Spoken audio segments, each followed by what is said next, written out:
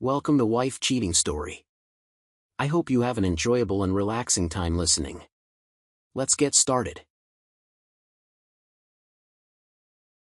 She was my everything until I realized she was someone else's too. Jacob Carter returns home after 2 years abroad, excited to build a future with Kayla, his wife, only to find her distant and preoccupied.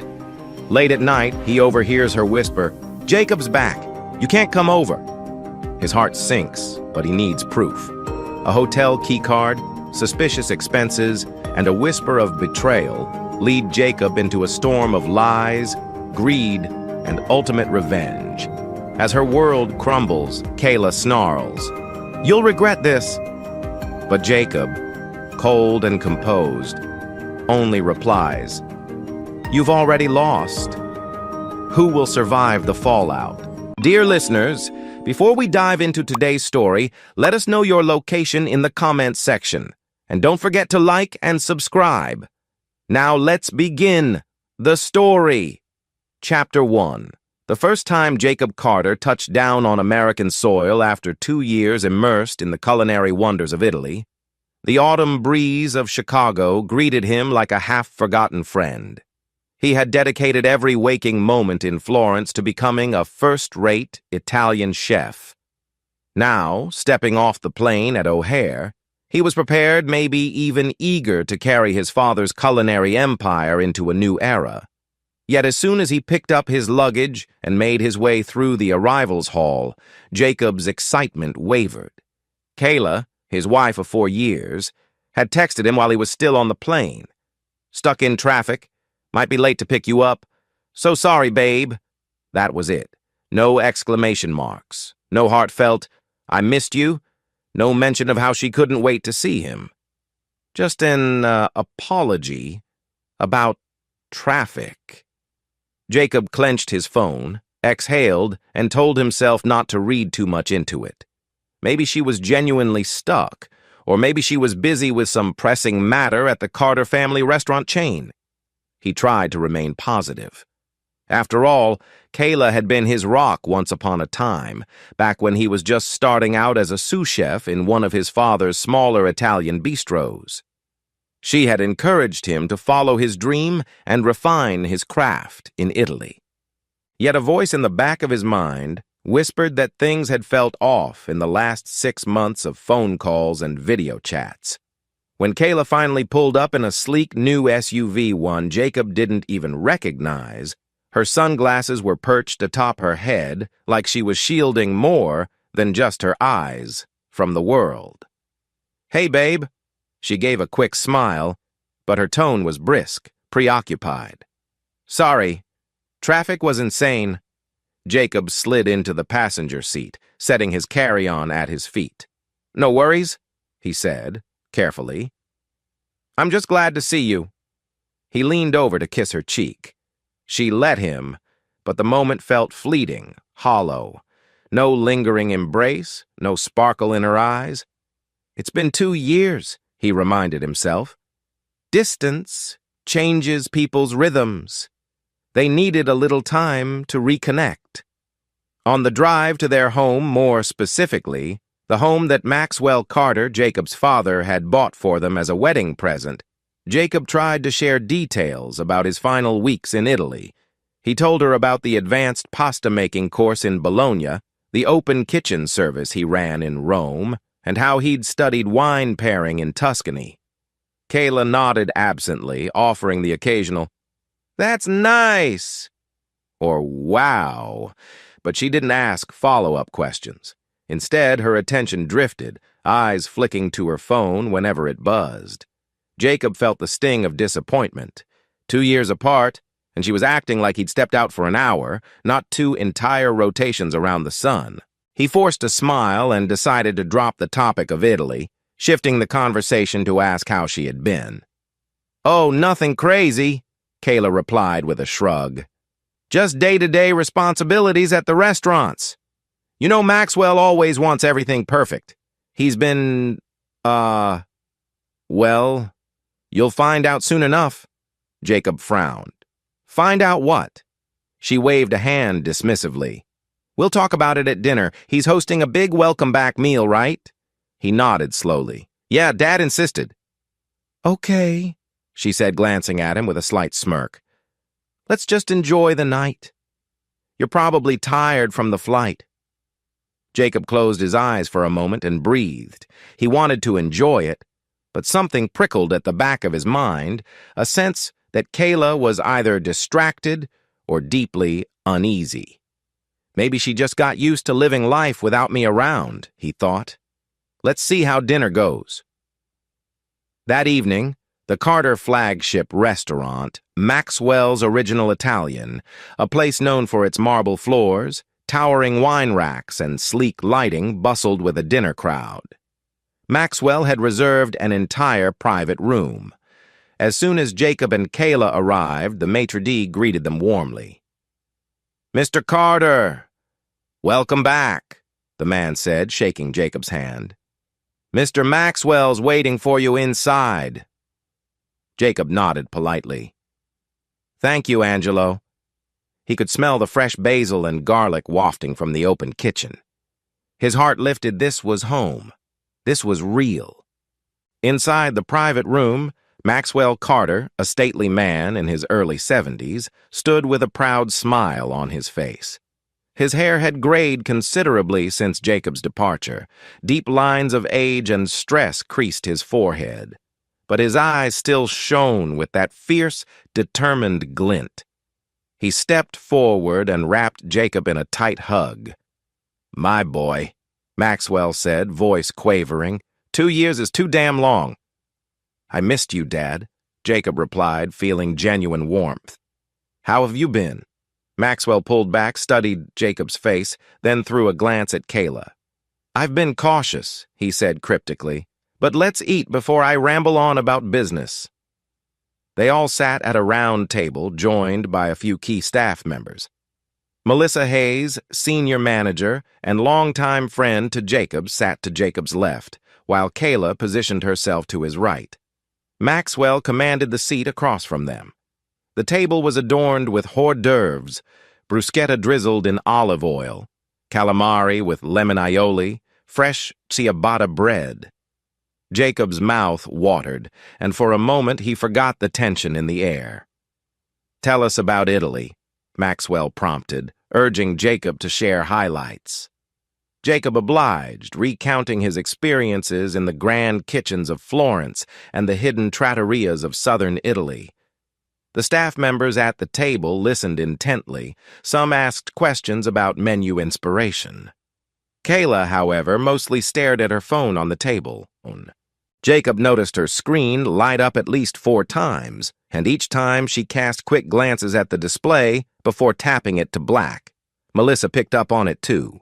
She made a small joke. Kayla, you look more stressed than Jacob after a busy dinner rush. Something going on? Kayla laughed, a dry, forced sound. Just got some, errands to handle tomorrow. Jacob tried not to let his expression betray his concern. He noticed Maxwell's gaze flick to Kayla and then to Jacob, an unreadable moment of fatherly caution. It seemed Maxwell wasn't buying Kayla's casual explanation either. When dinner wrapped up, Maxwell insisted that Jacob come by the main offices soon to talk about the chain's expansion strategy. I've made a few changes, son. I'll show you the new investment plans. Jacob nodded. Of course. I want to incorporate everything I've learned in Italy into the restaurants. Authentic recipes, a signature line of sauces. Maybe. Kayla only half listened, swirling wine in her glass. That was odd. She'd always been excited about these expansions, usually brimming with ideas. Now it was as if the conversation bored her.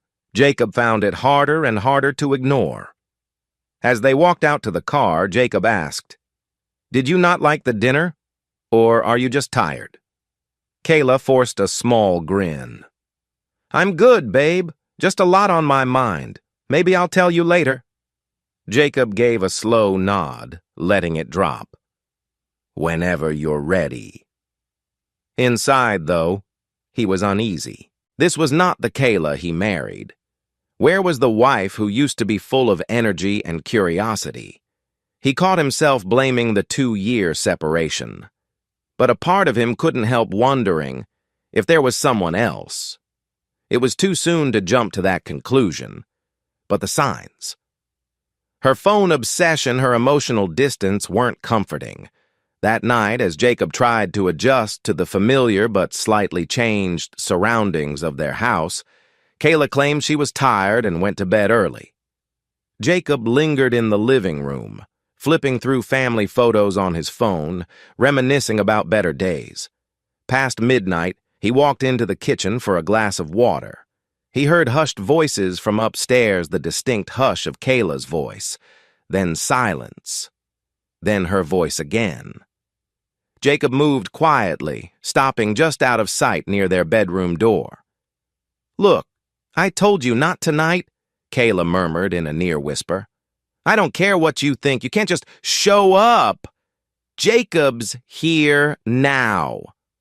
Jacob's heart pounded. He backed away, a flash of adrenaline telling him to confront her right then and there. But something told him to wait. He didn't want to tip his hand. With a swirl of conflicting emotions, anger, confusion, fear, he returned to the living room. Who was she talking to, if not a friend or co-worker? He barely slept.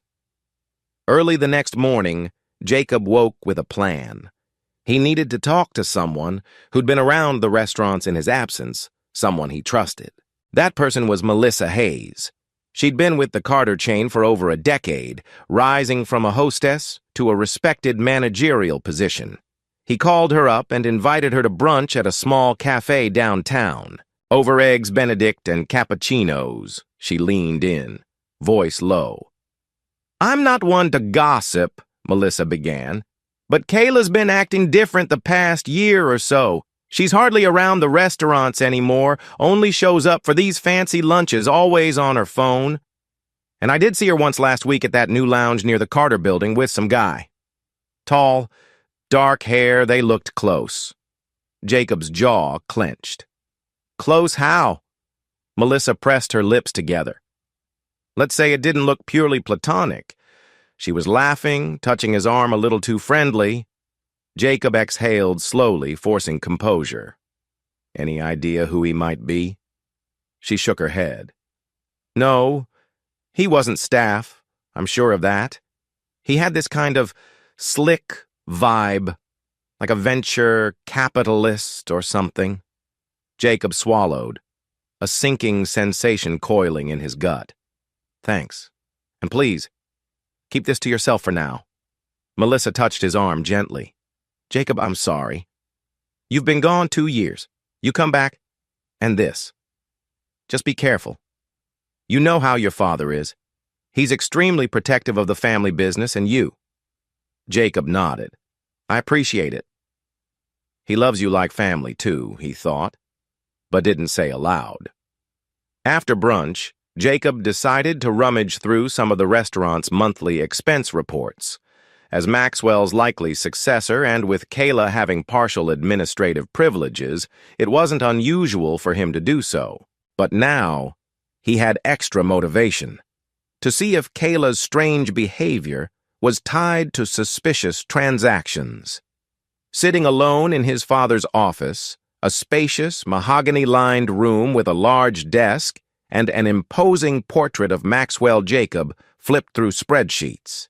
And indeed some lines stood out like red flags. Kayla had authorized large wire transfers to miscellaneous suppliers with no clear product or service associated. Thousands of dollars going to places that rang no bells. In a separate column, he saw inflated spending at luxury boutiques, high-end clothing stores far beyond the usual business expense. The numbers added up to tens of thousands in just a few months. Jacob breathed in, letting the anger build, then exhaled. No need to jump to conclusions, he told himself, but deep down he suspected these expenses had little to do with the restaurant. He compiled a private folder on Maxwell's computer, labeling it suspicious activities. He'd show it to Maxwell soon. That same afternoon, Faith Sullivan, the family lawyer, arrived at the offices for a scheduled meeting with Maxwell and Jacob about the corporate structure. Faith was in her late 30s, sharp-eyed, always wearing a neat gray suit. She and Maxwell went way back. She had handled numerous Carter deals impeccably.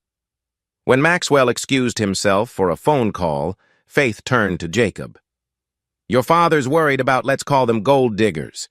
He's been quietly restructuring the inheritance to ensure nobody can take advantage of you." Jacob raised a brow. "Is he suspecting Kayla?" Faith's eyes flickered. "He didn't say that outright. But he's implementing certain trust clauses that would only be necessary if he believed you might face, shall we say, unscrupulous intentions from a spouse." Jacob felt his throat tighten. "So he's basically telling me to watch my back." Faith didn't deny it. "Look, you're the rightful heir. The chain's worth a fortune. If your father sees red flags, he'll do everything to protect you and the Carter legacy." Jacob nodded, thinking of Kayla's keycard, her late-night phone calls, the suspicious expenses. Maybe Dad's intuition is spot on, he thought. A bit later, Jacob found Maxwell outside on the restaurant's terrace. Phone call finished. The old man leaned on the railing, gazing at the city skyline. "You all right, Dad?" Jacob asked softly. Maxwell turned, the lines on his face deepening. "I'm fine, son. Just vigilant. Listen, how's Kayla been treating you since you got back?" Jacob hesitated. He wasn't ready to lay out everything without proof, but he also didn't want to lie. "She's distant," he finally said, "but I'm not entirely sure what's going on." Maxwell nodded slowly, eyes thoughtful. "I see. Well, keep your eyes open. You've grown into a fine man, Jacob, and I don't want anyone taking advantage of that." Jacob swallowed. "Thanks, Dad." They stood there in silence for a moment, father and son, each grappling with the knowledge that Kayla might be a wolf in sheep's clothing. "But I need to be certain," Jacob told himself. "I need concrete evidence before I accuse her outright." Later that night, back at home, Jacob confronted Kayla more directly. She was on the couch, scrolling through social media or messages he couldn't tell. He sat beside her, gently taking the phone from her hand and setting it on the coffee table. "Kayla, talk to me," he said, voice firm but calm. "Were you seeing someone else while I was gone?" She scoffed, rolling her eyes. "Don't be ridiculous, Jacob. Stop acting paranoid." He stared, searching her expression. "You've been distant, secretive phone calls. Come on, Kayla. Just be honest." She stood abruptly. "I can't believe this. You vanished to Italy for 2 years, and the second you're back, you're accusing me of—" She broke off, shaking her head with indignation. "I'm not doing this." She stormed off to the bedroom, leaving Jacob in the living room, heart pounding with frustration. Accusing me of leaving for 2 years, he thought. She had been the one who'd urged him to go perfect his culinary craft. The sense that she was deflecting only hardened his resolve. Close to midnight, as Kayla slept, Jacob rummaged through her handbag left on a kitchen chair. He hated invading her privacy, but the swirling suspicion urged him on. Inside, he found a small hotel keycard from a swanky downtown hotel, dated only 2 days prior to his return. His stomach flipped. She went there with somebody, he realized, probably the same man Melissa had seen with her. He shut his eyes, inhaling a shuddery breath. This was real. She was cheating. While he was in Italy, dreaming about building a bright future for them both, Kayla had been forging an entirely different path. Jacob carefully placed the keycard back. He didn't want her to know he'd found it yet. He needed more than a confrontation. He wanted her cornered, with no escape from the truth. And if she was conspiring not just to cheat on him, but to cheat the Carter empire out of money, while Maxwell had taught him one lesson above all others. Play your cards only when the time is right. Chapter 2. Jacob woke the next morning with a plan. He couldn't rest until he knew for certain who Kayla was meeting at that fancy downtown hotel. So he strolled into the lavish lobby of the Grand Regency, its polished floors reflecting crystal chandeliers overhead, and approached the front desk with a calm demeanor. "Good morning," he greeted. "I believe my wife might have left something behind in her suite earlier this week. Kayla Carter? I wanted to check if any personal items were turned in." The receptionist, a polite older woman, asked for ID. Jacob provided it. After some initial typing and glancing at her computer screen, she looked up. Her professional facade wavered slightly. "We do show a Kayla Carter checked in Tuesday night, checking out Wednesday afternoon. But are you sure she was your wife?" Jacob's heart thumped, but he kept his tone even. "Yes, that's correct. She might have been here with a business partner named—" He paused, uncertain.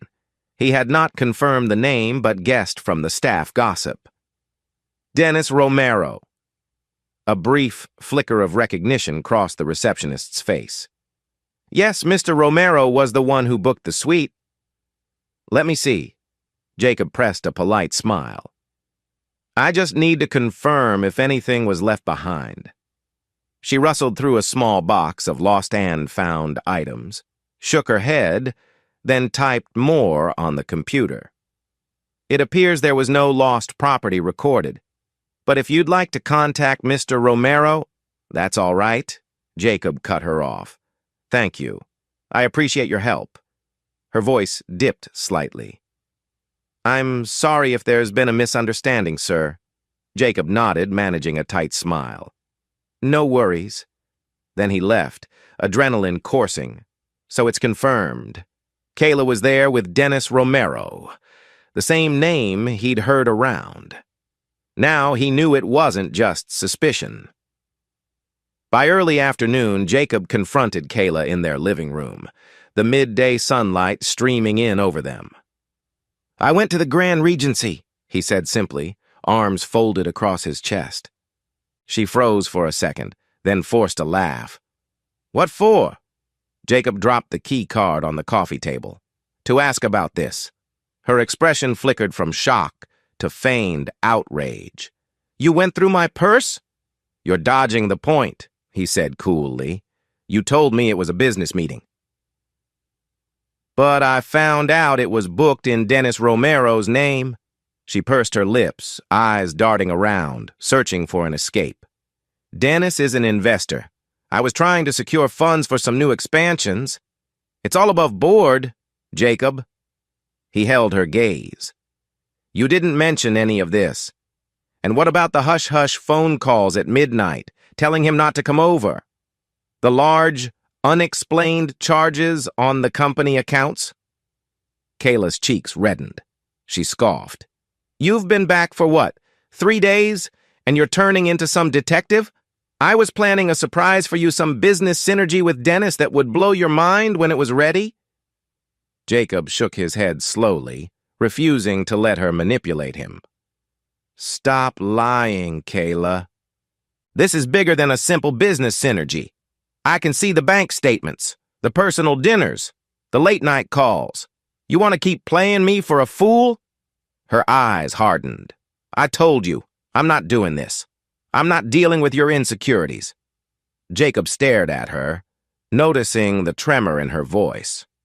She's scared, he realized. But instead of pressing further right now, he said, "Fine. If you're not talking, I'll find out the truth myself." He marched upstairs. Kayla called after him, "You're being paranoid!"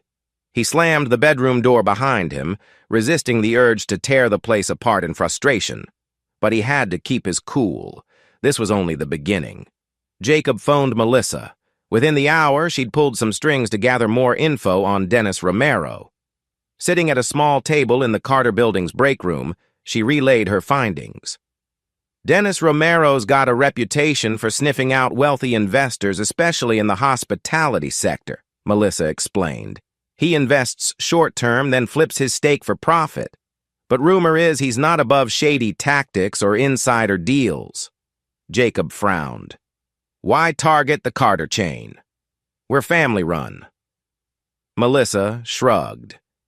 Maxwell's net worth is massive. People like Dennis see an opportunity if they can wedge themselves into your business, especially if they find a weak link, someone inside who wants a slice of the pie on the side. Jacob's mind churned. If Kayla was the weak link, the question was, what do they want? He thanked Melissa and headed to see his father, deciding it was time Maxwell knew everything Jacob had discovered. Jacob found Maxwell in a private office at one of the smaller Carter restaurants. His father was poring over some accounts, eyebrows knitted in concentration. "Dad," Jacob began, taking a seat, "we need to talk about Kayla and a man named Dennis Romero." Maxwell's gaze snapped up. He pressed his lips into a thin line. "I figured you'd bring this up." Jacob blinked. You knew?" Maxwell sighed, setting aside his papers. "I had my suspicions. I didn't want to poison your mind without proof, but a few employees dropped hints. And I'm not blind. You've been gone for 2 years, and Kayla hasn't exactly kept herself out of questionable company." Jacob exhaled, tension draining from his shoulders. "So you suspect she's cheating me out of more than just my feelings?" Maxwell nodded gravely. "Yes. She's pushing some story about wanting bigger expansions, roping in external investors, but the amounts of money that disappeared from certain accounts, it's fishy. Faith knows about it, but we needed solid proof before confronting her. I see you've gotten more than enough now." Jacob rubbed his temples. "She's lying straight to my face, Dad, and I'm pretty sure she and Dennis have something personal going on." Maxwell's eyes narrowed. "Then let's do what must be done. We protect our empire, we protect you, and we expose them for what they are." Though it felt like a punch to the gut, Jacob felt a steely resolve forming. Kayla's betrayal wasn't just personal, it threatened the Carter legacy. He wouldn't let her or Dennis tear it down. Later that evening, Jacob and Maxwell convened with Faith in Maxwell's home library, a grand room lined with floor-to-ceiling bookshelves, plush leather chairs, and thick Persian rugs that muffled footsteps. The ambiance felt heavy with history, the weight of the Carter family's successes spanning decades. Faith placed a stack of files on the coffee table. "I've begun collecting everything relevant, bank statements, the questionable supplier deals, private investigator photos. Once we have an airtight case, we'll confront Kayla and Dennis legally. If they try to challenge the will or stake a claim, we'll be ready." Maxwell cleared his throat. "Son, I'm updating the will. As it stands, Kayla only gets a share if she meets certain moral and business obligations. If she's proven to have conspired against the family, she forfeits everything." Jacob nodded. "Good. I want them to realize they can't outsmart us. But I also want to be absolutely sure we do this right. I don't want Kayla slipping away with a sob story and half the empire." Faith smiled grimly. "Trust me. We'll do more than just keep her from half the empire. We'll make sure she and Dennis are left with nothing if they're guilty of fraud or conspiracy." Jacob looked down at the files, the pictures of Kayla at a candlelit dinner with Dennis, sharing what looked like an intimate moment. The sight twisted his stomach. "I never thought she'd do this to me," he muttered, voice low. Maxwell set a hand on his shoulder. "Focus on what must be done." Jacob took a steadying breath. "I will." A few days later, a suspiciously lavish event was planned by Kayla, a birthday celebration for Jacob.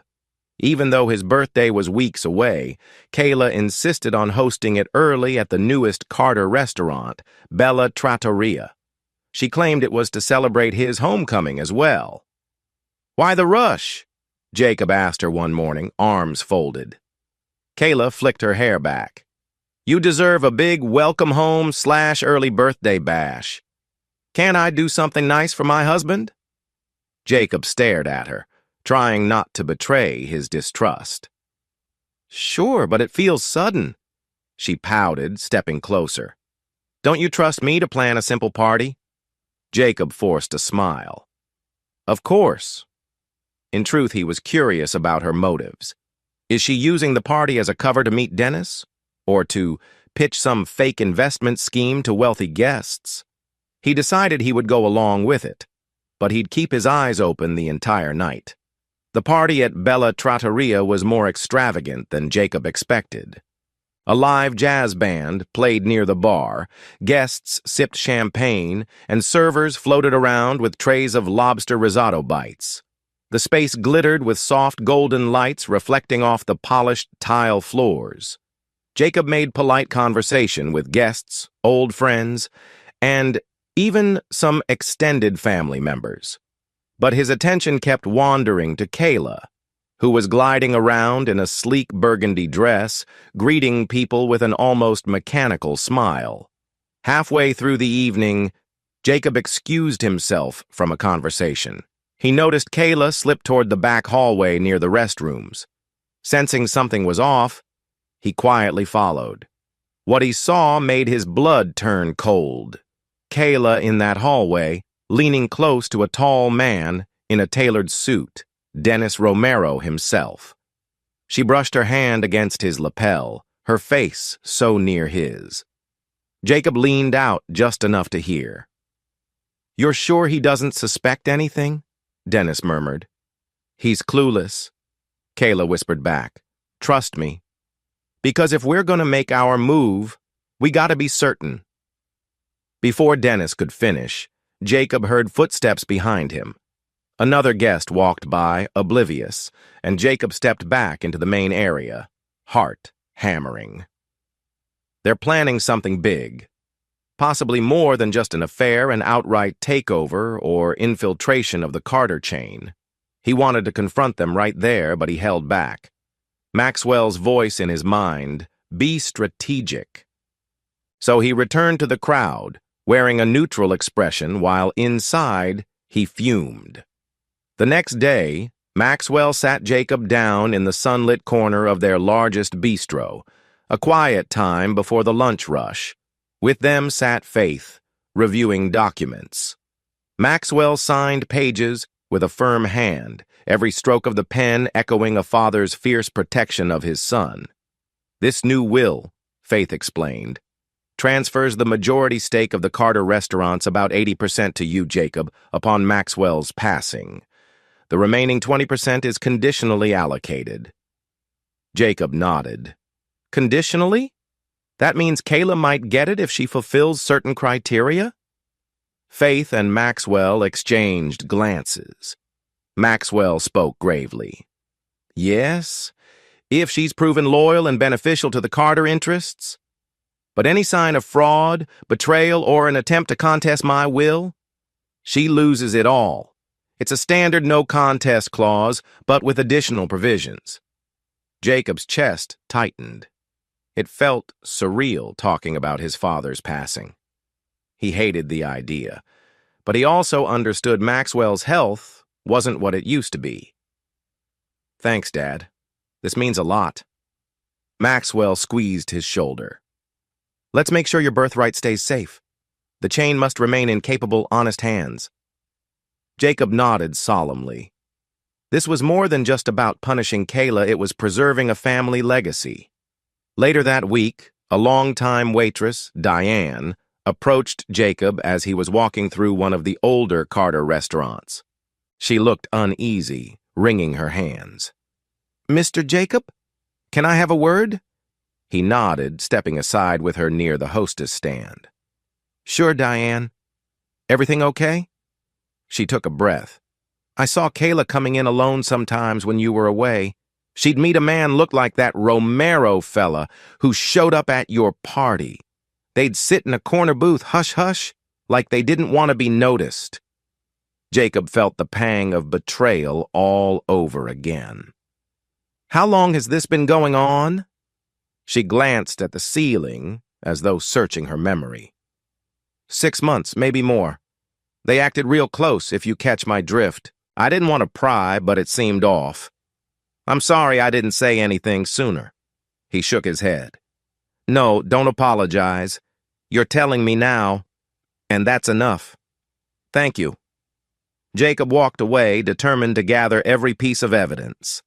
The more he uncovered, the more furious he became. But anger was no longer crippling him. It was fueling his next moves. That evening, Jacob confronted Kayla at home. He cornered her in the kitchen, where the overhead light made every tension line on her face visible. I spoke to Diane, he said in a low, controlled voice. She saw you and Dennis meeting at the restaurant for months. Kayla's eyes flickered with panic, then steeled. Diane is lying, or she misunderstood. He stepped closer, voice cold. She has no reason to lie. And I saw you two at the party. I heard what you said about me not suspecting anything.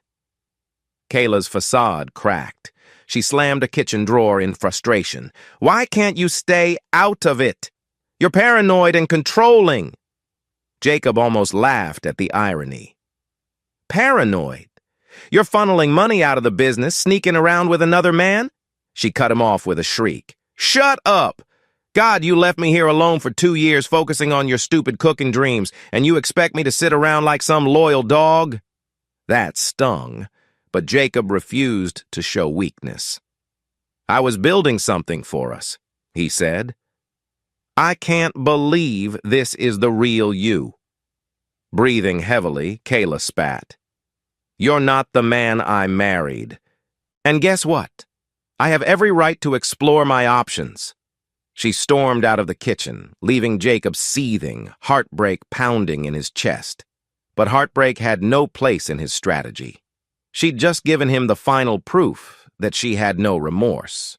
He resolved right then to dismantle whatever scheme she had with Dennis and ensure they both faced consequences. Just as Jacob steeled himself for a full-scale confrontation, life threw another wrench. Maxwell's health took a sudden turn. One morning, Faith called Jacob in a panic. Your father collapsed in his office, she said, voice trembling with urgency. He's being rushed to the hospital. Jacob dropped everything, racing to the local hospital. He found Maxwell in a dimly lit room, hooked to IVs, monitors beeping steadily. Doctors said it was a mix of exhaustion, stress, and a chronic heart condition that had worsened. When Maxwell opened his eyes, Jacob was at his bedside, Kayla notably absent. The older man managed a weak smile. You got here fast. Jacob gripped his father's hand. Of course, Dad. I'm sorry. I should have been more aware of the toll this is taking on you. Maxwell's gaze sharpened for a moment. It's not your fault. This whole mess with Kayla, the stress is my own doing. I led her near our empire. But, son, promise me, you'll see this through. Jacob swallowed hard. I promise. That evening, while Maxwell drifted in and out of rest, Jacob paced the hospital corridor, reflecting on the scope of what they stood to lose if Kayla and Dennis succeeded. The Carter chain wasn't just a cluster of restaurants, it was a decade-old culinary empire with thousands of employees, multiple partnerships, even a line of signature sauces that Maxwell had been developing. One major scandal, or the wrong infiltration, could topple the brand's reputation. And financially, the empire was worth a fortune that unscrupulous opportunists like Dennis would love to carve up. Jacob's frustration grew. He had tried to do everything right, train abroad, come back to revitalize the chain, protect his father's legacy. But betrayal had wormed its way in. I won't let her or Dennis destroy what Dad built, he vowed. Maxwell, even from his hospital bed, insisted on stepping up their surveillance. He arranged a meeting with a private investigator he trusted, a gray-haired former detective named Howard McNeil. Faith, orchestrating the details, introduced Jacob to McNeil in the hospital cafeteria. "Howard's excellent at digging up dirt discreetly," she said. McNeil nodded. "I've already begun. Your father gave me a file on Kayla bank statements, phone records. I'll dig deeper into Dennis Romero's background. If they're conspiring to defraud the Carter estate, I'll find it." Jacob shook McNeil's hand gratefully. "I want everything you can get. Photographic evidence, recordings, whatever's legal. They need to be cornered without any plausible deniability." McNeil's eyes gleamed with professional determination. "I'll be in touch soon." Sure enough, just days later, McNeil presented Jacob with a small folder. In a quiet corner of the hospital waiting area, Jacob flipped through photographs. Kayla and Dennis having dinner at a dimly lit restaurant, exchanging envelopes outside a bank, meeting with what looked like lawyers in a plush downtown office. McNeil's typed notes explained that these lawyers specialized in estate challenges, people who tried to break wills and claim a bigger share of inheritances. Jacob's blood boiled, but he forced himself to remain calm. "They've been planning this for months," he muttered. McNeil nodded gravely. "That's what it looks like. Dennis has a track record of hooking up with individuals who have inheritance or big business stakes, then orchestrating a challenge or an inside takeover." Jacob clenched his jaw. Kayla was setting me up from the start. Or maybe she changed after he left for Italy. Either way, she had to be stopped. Meanwhile, Faith had gathered additional intel on suspicious financial transactions. She and Jacob met in Maxwell's hospital room, where Maxwell sat propped up, looking frail but determined. "Kayla's been siphoning funds from various restaurant revenue streams," Faith explained, opening a binder thick with documents. "These are unauthorized withdrawals labeled under shell suppliers. We traced them to an account under her maiden name, Kayla Barnes." Jacob shook his head in disbelief. "I had no idea she'd go that far." Maxwell's voice was raspy but firm. "She's not just cheating on you, son. She's robbing us blind." Faith nodded. "This is serious fraud. If they plan to break your father's will or manipulate the estate upon Maxwell's passing, they could do real damage if we don't stop them soon." Outside of the hospital drama, Kayla appeared to take a new approach with Jacob. She tried to win him back under the guise of fixing their marriage. She proposed fancy date nights, offering apologies about her stress and mistakes. She even claimed to have cut off contact with Dennis. But whenever Jacob looked her in the eye, he saw flickers of guilt and cunning. He played along, feigning forgiveness, just as Maxwell had taught him.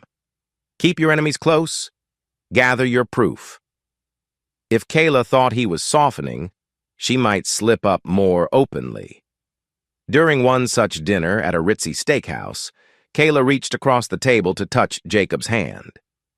"I know I've been distant," she cooed, "but let's make this work. Maybe we can travel together, build on your culinary skills, open a new branch, just you and me." Jacob forced a gentle smile. "That's what I want too," he lied. Inside, he wanted to call her out as a liar and cheat, but he sipped his wine, patience winning over anger. The plan was bigger than his hurt feelings. Later that night, after Kayla fell asleep, Jacob visited Maxwell in the hospital. The old man was awake, pale in the glow of the overhead light, reading a business magazine. "Dad," Jacob murmured, sitting by the bed, "you look tired. Get some rest." Maxwell waved a dismissive hand. "Rest is for when the job is done. Look, son, I might not have much time. My health is what it is. You must protect the Carter chain if I'm gone." A lump formed in Jacob's throat. "Don't talk like that. You'll recover."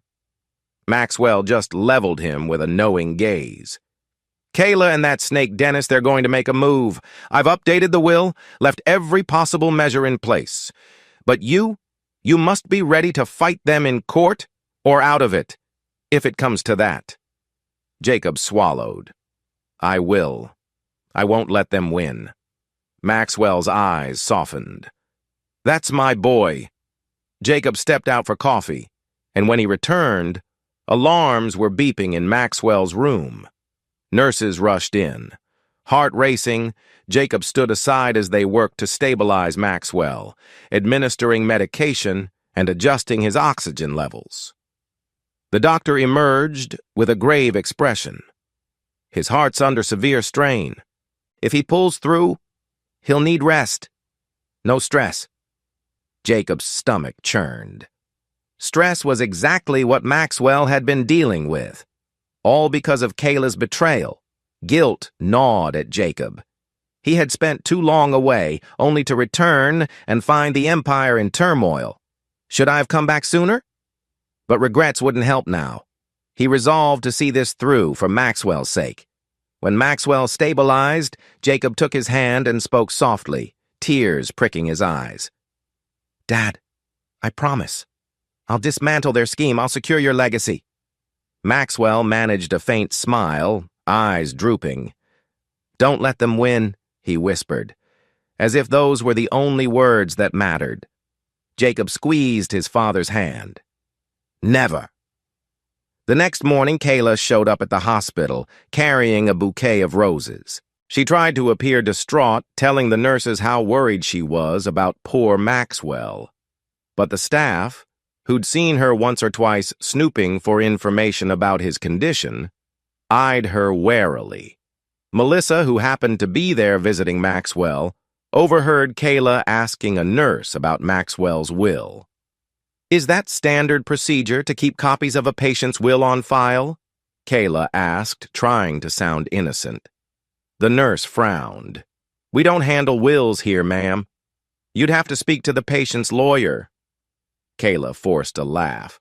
Oh, of course. Silly me. Melissa texted Jacob immediately. Kayla is poking around about the will. She's definitely up to something. Jacob read the message and seethed. He was done playing nice. Soon, he would strike. Chapter 4. Jacob was at his father's bedside early one morning when the monitors beeped erratically. Nurses rushed in again. After a frantic few minutes of CPR and medication, the doctor shook his head, sorrow evident in his eyes. Maxwell Carter, visionary founder of a culinary empire, had passed away just before dawn. The quiet that followed felt like a vacuum. Jacob, devastated, could only stare at his father's still form. He pressed a trembling hand to Maxwell's lifeless shoulder. I'll make sure your legacy stands, he whispered, tears burning his eyes. Kayla arrived moments later, tears that Jacob suspected might be more for show than genuine grief. She clung to Jacob's arm, offering empty condolences. He stood there like a statue, letting her weep into his shoulder while his mind raced. Dad's gone. Now it's all on me. A week of funeral arrangements passed in a blur. Mourners came and went. Finally, the day arrived to read Maxwell's will. In Maxwell's study, a space filled with heavy bookshelves, old maps of Italy, and the faint scent of pipe tobacco, Jacob, Kayla, Faith, and a few close associates gathered. Dennis Romero tagged along behind Kayla, arms folded, a smirk on his face like he was expecting a payout. Melissa hovered in the background, supporting Jacob silently with her presence. Faith cleared her throat, flipping open the official documents. As Maxwell Carter's appointed attorney, I will now read the last will and testament. Jacob felt a surge of resolve. It's time. The tension in the study could be cut with a knife. Kayla sat with an air of haughty expectation, Dennis by her side trying to look unbothered, while Jacob remained stoic. Faith glanced around. Under Maxwell's instructions, we're to do this privately. No press, no extraneous witnesses. Everyone here is either family or a direct party involved. "Get on with it," Kayla said tersely, crossing her legs. Jacob shot her a cold look. "Where is your respect?" Faith began. "Maxwell Carter bequeaths the majority of his assets, specifically an 80% controlling stake in the Carter Restaurant's empire, to his son Jacob Carter. The remaining 20% is designated for Kayla Carter, contingent upon certain conditions." Kayla's eyes lit up momentarily. Dennis gave her a satisfied nod. Faith read on.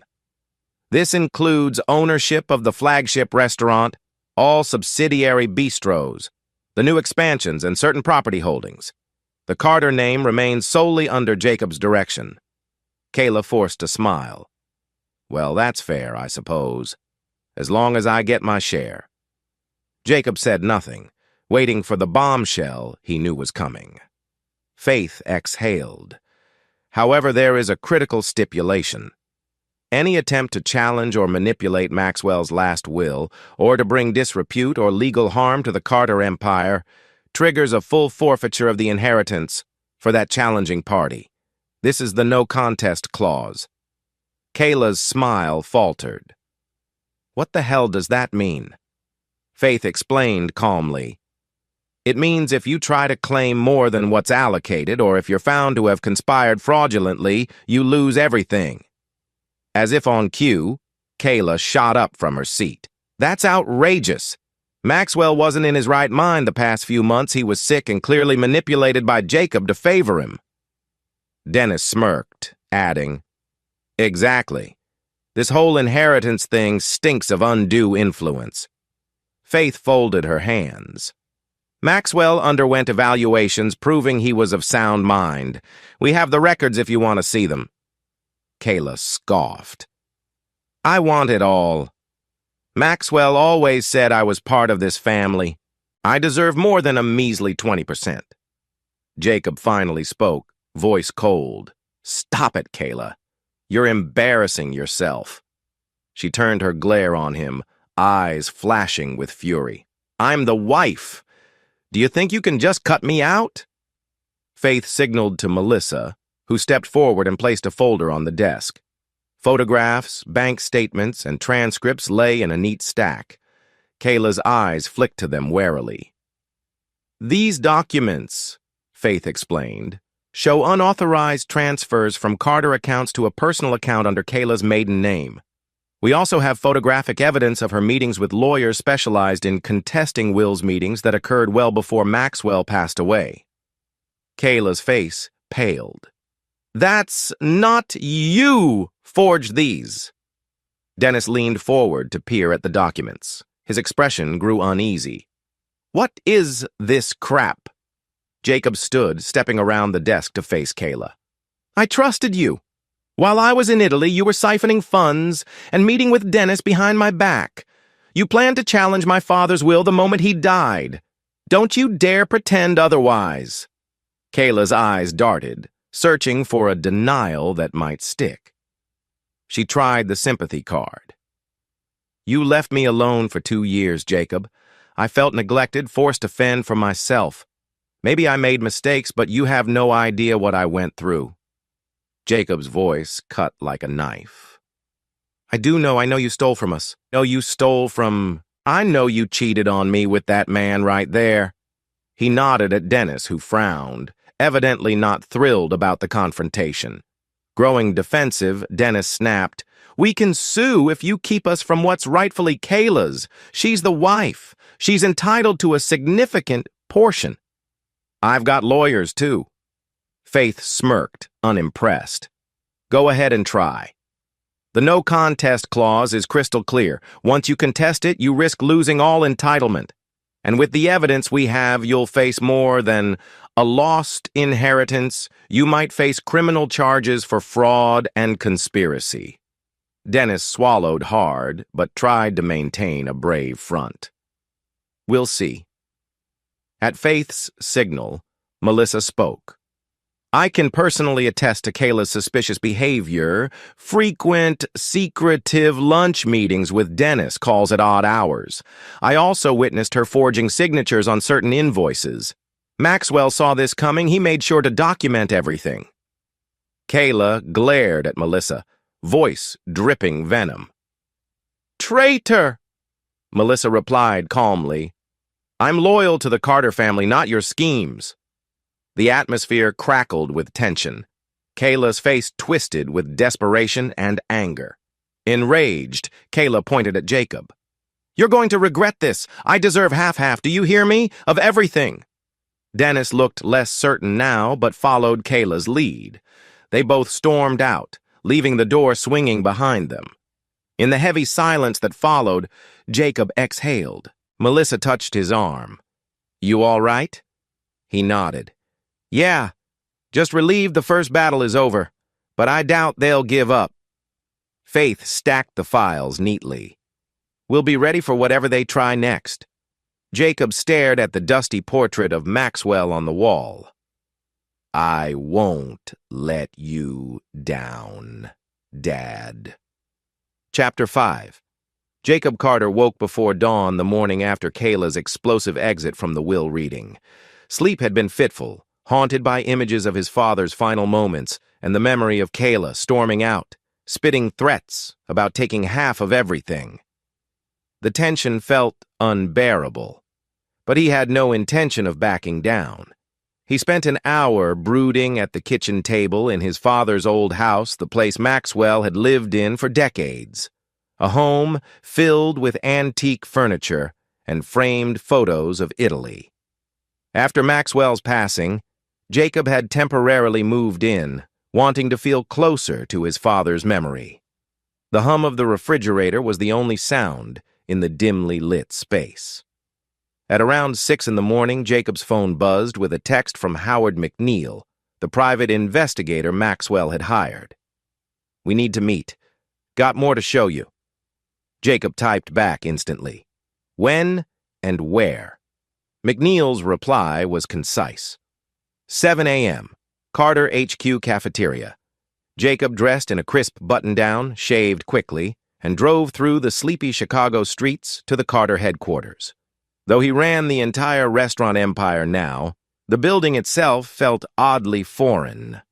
Maxwell's presence used to dominate the top-floor offices. Now it was up to Jacob to fill that vacuum of leadership. Time to step up. In the staff cafeteria, an airy space with big windows overlooking the street, he found McNeil seated at a corner table, sipping black coffee.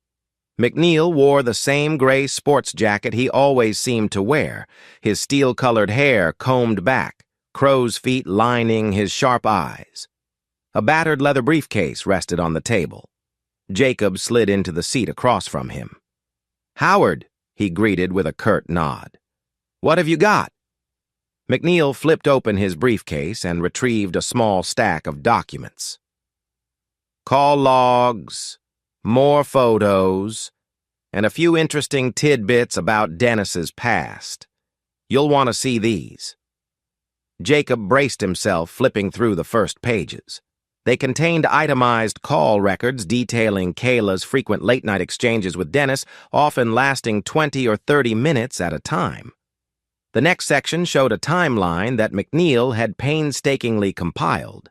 Every suspicious bank withdrawal Kayla had made matched to days she'd either met with Dennis or had some cryptic text conversation. It painted a picture of systematic, deliberate embezzlement. Jacob's jaw tightened. "It's worse than I expected," McNeil nodded, tapping a page. "Check this out. Dennis has a history of short-term partnerships in the hospitality sector, mostly hooking up with insiders to push leveraged buyouts. He's done it at least 3 times in the past decade. Usually it ends with him flipping his stake after forcing a partial sale, then leaving the original owners with a fraction of what they had." Jacob swallowed. "You're saying he wants to carve up the Carter empire from the inside?" McNeil sighed. "That's the pattern. And Kayla, well, she's the golden ticket because she's your wife. At least, legally." Jacob felt a surge of anger. He flipped to the final page photos of Kayla and Dennis entering a law firm that specialized in estate litigation. So, they're still planning to fight the will. even with the no contest clause. That's the chatter, McNeil confirmed. They might test the waters. See if they can argue Maxwell was mentally unfit or coerced. They might be hoping you'll settle to avoid public scandal. Jacob chuckled grimly. They don't know me very well, do they? McNeil leaned back, crossing his arms. No, I suspect they don't. You've got the advantage of your father's planning and all this evidence. But they might try a new angle, maybe a smear campaign or something to paint you as incompetent.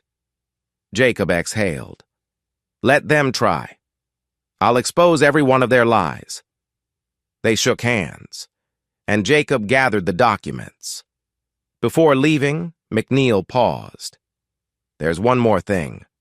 Word on the grapevine is Kayla might approach staff members to testify against you, claiming you manipulated Maxwell. Keep your employees close. Watch for any who might be swayed by bribes. Jacob nodded. Thanks, Howard. I'll keep that in mind. Alone in the cafeteria, Jacob stared at the damning evidence, a swirl of heartbreak and determination rising within him. Time to tighten the noose. By mid-morning, Jacob was in a conference room with Faith Sullivan, the family attorney. A bright winter sun cast shadows across the polished table. Faith had the posture of someone who knew exactly how to handle a legal minefield, spine straight, shoulders squared, manicured nails tapping the table. Jacob handed her the new documents. McNeil found all of this. They're clearly planning a will contest.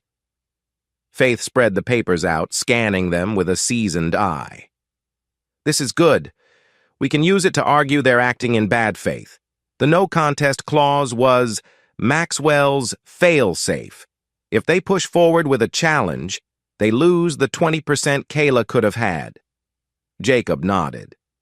But we both know they might not care if their real goal is to break up the empire. If Dennis can create enough chaos, he might force me to settle or give in. He might sabotage the brand's reputation. Faith pursed her lips. That's definitely a risk. We'll go on the offensive. She ticked off points on her fingers. 1. We'll freeze any suspicious accounts they have, pending the outcome of probate. 2. We'll file a motion to prevent any sale of Carter assets. 3. We'll gather key witnesses, long-standing staff to testify that Maxwell was fully aware and in sound mind when he updated the will. Jacob gave a tight smile. I like it. Let's make sure Kayla and Dennis can't wiggle free. Also, I want to protect the Carter brand. My father spent a lifetime building a sterling reputation for quality. Faith took a note. I'll coordinate with your PR team to release a statement clarifying that Maxwell's will is undisputed and any challenge is baseless. That way we stay ahead of the rumor mill. Outside the window, the city bustled. Jacob felt a strange calm. The heartbreak was still there, his wife's betrayal, his father's death. But his path was clear. Protect the Carter empire at all costs. That night, Jacob found himself in the vast, state-of-the-art test kitchen that Maxwell had built near the Carter HQ. It was late, the overhead lights casting reflections on stainless steel counters. This was the place where new recipes were tested, new sauces developed. Usually, Jacob loved being in here experimenting with Basilast marinara or perfecting risotto. But tonight he was here to clear his head. He took out a bag of flour, eggs, and olive oil, deciding to make pasta by hand. The rhythmic kneading of dough was therapeutic, letting him channel his frustration into each push of his palms. He could almost hear Maxwell's voice reminding him, it's about care, patience, technique. He pictured Kayla's face and every betrayal he'd uncovered as he kneaded harder. She's going to pay for this. He pictured Dennis's smug smirk. So will he. They had to be shown that messing with the Carters came with grave consequences. An hour later, he had a batch of fresh fettuccine. He boiled water, salted it until it tasted like the sea, and threw in the pasta. a quick sauce tomato, garlic, chili flakes, fresh parsley. Steam rose in comforting billows. Jacob plated the dish, took a forkful. Normally, the flavors of Italy transported him to a place of joy, but tonight he tasted bitterness. All that time perfecting my craft in Florence while Kayla was forging alliances with a predator. He shoved the plate aside. No appetite. I'll do what's necessary to bury them in legal hell. He flicked off the lights and left, the test kitchen echoing with the hush of unspoken resolve. The next day, the Carter brand took a hit. Kayla and Dennis filed a public statement claiming Maxwell's will was unjust and that Jacob had exploited an ailing man. They gave a brief interview to a local business blog, painting Kayla as a dutiful wife who'd been sidelined and manipulated, while Dennis described himself as a supportive financial consultant. The blog's article went viral in the local scene, fueling speculation that maybe Maxwell hadn't been lucid in his final months, or that Jacob's sudden inheritance was suspicious. Jacob read the piece at his desk, his jaw tight enough to crack a tooth. The headline read, "Carter Widow Challenges Son's Inheritance Questions Remain About Maxwell's Final Days." Sighing, he dialed Faith.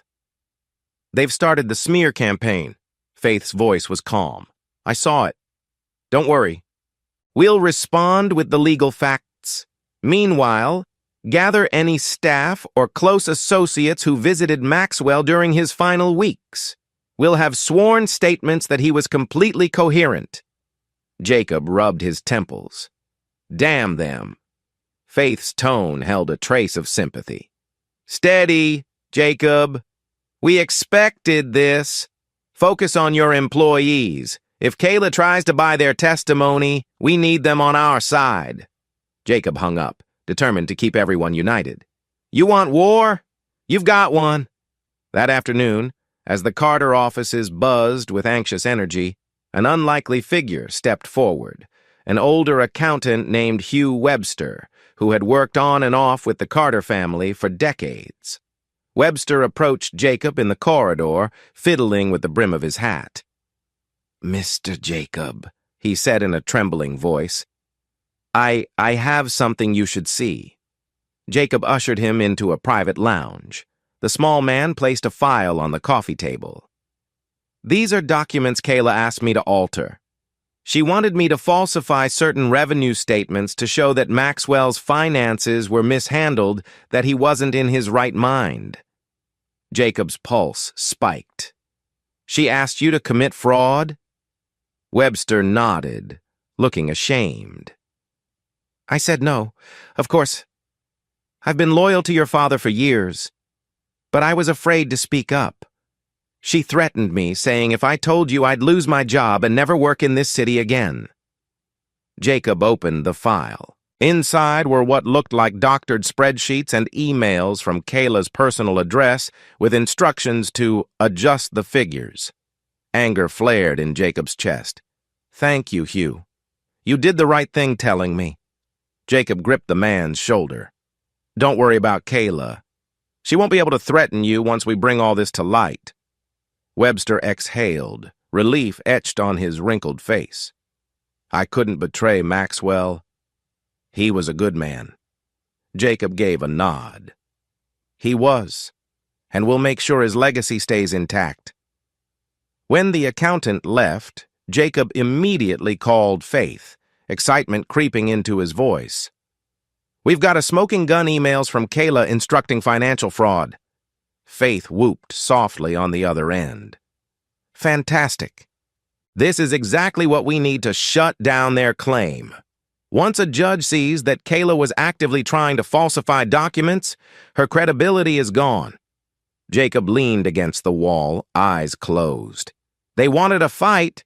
Now they're getting it, and they're about to lose big." Word spread among the staff that Kayla and Dennis were trying to sabotage the Carter empire. Longtime employees who loved Maxwell and respected Jacob rallied around him. Chefs, waiters, managers, even dishwashers, All started signing statements attesting to the fact that Maxwell had been fully capable of making rational decisions until the very end. Melissa Hayes led the charge, carefully organizing testimonies. One evening, Jacob walked by a conference room and found Melissa seated at a table with multiple employees, each drafting a short affidavit. She looked up and smiled. "You've got more supporters than you realize, Jacob. People are furious that Kayla's dragging Maxwell's name through the mud." Jacob felt a swell of gratitude. "This means a lot. Thank you for putting this together." Melissa stood, placed a hand gently on his arm. "Hey, we're family here. You've always treated us with respect and fairness, just like Maxwell. We won't let Kayla tear that down." Jacob pressed her hand. "Thank you." As he left the room, the hush of determined staffers scrawling their statements hummed in the background, a quiet testament to the loyalty Maxwell had cultivated. "We'll stand strong together." The next logical step was to suspend Kayla's administrative access to the Carter financial systems. Faith guided Jacob on the legalities, and IT staff moved swiftly, revoking her logins and password privileges. Kayla discovered this the next morning and immediately launched into a tirade, calling Jacob's phone repeatedly. He finally picked up, voice calm. "Yes, Kayla." "Who do you think you are?" she spat. "You can't lock me out of the system. I'm your wife. I'm a Carter by marriage. I have rights." Jacob let out a cold chuckle. "You're also the prime suspect in an embezzlement scheme, Kayla. We're protecting the company. Deal with it." "You bastard," she hissed. "You're going to regret treating me like a criminal." He pressed his lips together. "Only criminals get treated like criminals. You brought this on yourself." Then he hung up, ignoring the next 5 calls she tried to make. He sat back, adrenaline thrumming. No more illusions. "I'm done letting you play me." Finally, a hearing date was set in the local probate court to address Kayla's motion challenging the will. The sense of dread and anticipation loomed over everyone. Faith prepared an extensive binder of evidence, from Maxwell's mental evaluations to Kayla's suspicious bank statements. Jacob made sure every detail was ready to present. No mistakes.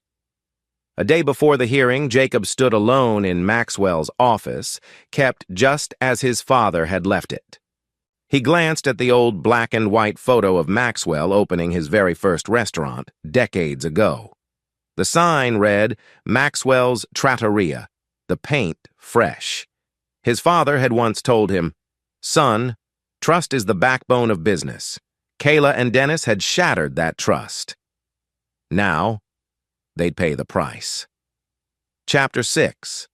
The day of the hearing dawned gray and overcast, a reflection of Jacob's mood. Cameras flashed outside the courthouse. Reporters angled for interviews, shouting, "Mr. Carter, is it true Kayla's claiming you forced your father to change the will?" Jacob offered no comment, striding up the steps with Faith and Melissa by his side. He wore a sharp navy suit, shoulders squared, exuding calm authority. Inside, the marble halls echoed with footsteps, lawyers and clerks hurrying about. Kayla and Dennis appeared moments later with an attorney named Bryce Radcliffe. He was known for representing underhanded clients in high-profile estate cases. Kayla wore a form-fitting black dress, likely an attempt at appearing solemn, though her eyes flashed with defiance. Dennis trailed behind, adjusting his tie with a haughty air. Faith guided Jacob to a bench near the front of the courtroom. "Remember," she whispered, "stay composed. Let the evidence speak for itself. We'll refute their claims systematically." Jacob nodded. "Got it. Though I'd love to see them humiliated," he thought.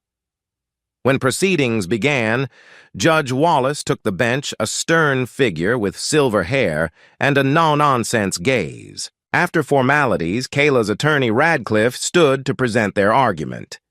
"Your Honor," Radcliffe began, voice smooth, "we believe Maxwell Carter's final will was coerced by Jacob Carter.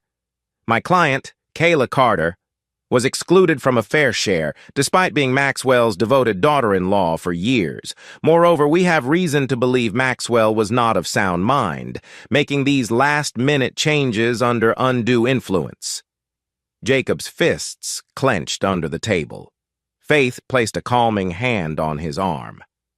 Radcliffe continued, "We aim to prove that the updated will doesn't reflect Maxwell's true intentions. My client seeks a more equitable distribution that aligns with Maxwell's original testament before his health declined." Kayla sat, chin high, glancing occasionally at Jacob with a triumphant arch of her brow.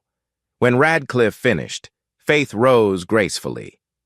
"Your Honor, we intend to show indisputable evidence that Maxwell Carter was fully cognizant when he revised his will. Furthermore, we'll demonstrate that Kayla Carter has engaged in fraudulent activities, including attempts to siphon funds and conspire with outside parties to undermine the Carter estate. These actions not only justify the will's distribution, but also invoke the no-contest clause." Judge Wallace surveyed them both. "Very well. Let's proceed." Faith called Jacob to the stand first. He walked up, took the oath, and settled into the witness seat, feeling a swirl of anxiety and resolve. "Mr. D. Carter," Faith began, "please describe your father's state of mind in the months leading to his passing." Jacob spoke clearly, meeting the judge's gaze rather than looking at Kayla or Dennis. "My father was cautious and sharp. Yes, he had health issues, but mentally he was clear. He regularly made business decisions, expansion plans, staff management, all with full awareness." Faith nodded. "Could you elaborate on the changes he made to his will and why?" Jacob explained how Maxwell discovered suspicious activities involving Kayla, how he worried about potential exploitation, and how he updated the will to include the no-contest clause. He wanted to protect the family business from anyone who might try to take advantage of his illness or manipulate his estate. Faith moved to the subject of Kayla's involvement. "What, if any, evidence do you have that Kayla Carter acted against your father's interests?" Jacob inhaled. "We have bank records, emails, witness statements indicating Kayla was transferring funds, forging documents. She also coordinated with Dennis Romero, a known opportunist, for months, while I was abroad studying culinary arts in Italy. They intended to undermine the Carter Empire from within." Radcliffe stood to cross-examine. "Mr. Carter, you spent 2 years away from home, correct? How often did you speak with your father?" "Almost weekly," Jacob replied. "And Kayla? Did you ignore her during those 2 years?" Radcliffe sneered. Jacob bristled. "We communicated frequently at first, but she became distant." Radcliffe pounced. "So you admit you failed to maintain a healthy marital relationship, possibly pushing her to seek outside help or companionship?" Faith objected. "Argumentative and speculative." Judge Wallace allowed a slight answer from Jacob. Jacob kept calm, replying, "Kayla and I had issues, but that doesn't excuse fraud and conspiracy." Radcliffe pressed on, fishing for any sign that Jacob might have coerced Maxwell. Jacob stood firm, emphasizing Maxwell's autonomy. He stepped down from the stand feeling drained but confident that he'd held his ground. Next, Faith presented the photographic proof from McNeil. Kayla and Dennis, meeting at law firms, exchanging money outside a bank, and the email transcripts from Kayla's account requesting the accountant, Hugh Webster, to alter financial statements. She also introduced Maxwell's medical evaluations from a physician who attested that Maxwell remained mentally sound. Kayla's face grew increasingly pale. "This is nonsense," Kayla blurted at one point, but the judge silenced her. Meanwhile, Dennis tapped his foot, tension rolling off him in waves. The courtroom rustled with shock as Faith displayed the falsified revenue sheets side by side with the genuine ones. She read an excerpt from Kayla's email. I need these numbers changed ASAP, or the plan won't work. Maxwell can't know how stable the finances really are. Judge Wallace frowned deeply. This is serious evidence of wrongdoing, Ms. Carter. Counsel, do you have a response? Radcliffe cleared his throat, calling Kayla to the stand. She sashayed forward, trying to look composed, though her eyes flashed with nervous energy. Mrs. Carter, Radcliffe began, could you tell the court why you sought those modifications to the financial statements? Kayla forced a tremulous smile. Your Honor, I was worried about Maxwell's mental capacity. I wanted to highlight problems in the finances so that we could intervene if he was making poor decisions. I never intended fraud. Faith raised an eyebrow. You wrote, Maxwell can't know how stable the finances really are. That indicates you wanted to deceive him. Kayla's voice rose, edging on desperation. That's out of context. I was trying to protect the business from Jacob's influence. He was gone for 2 years, with no clue how the restaurants should run. Maxwell was fragile, not listening to reason. She pivoted to the judge. I was forced to take drastic measures, Faith asked pointedly. Forced by whom, Mrs. Carter?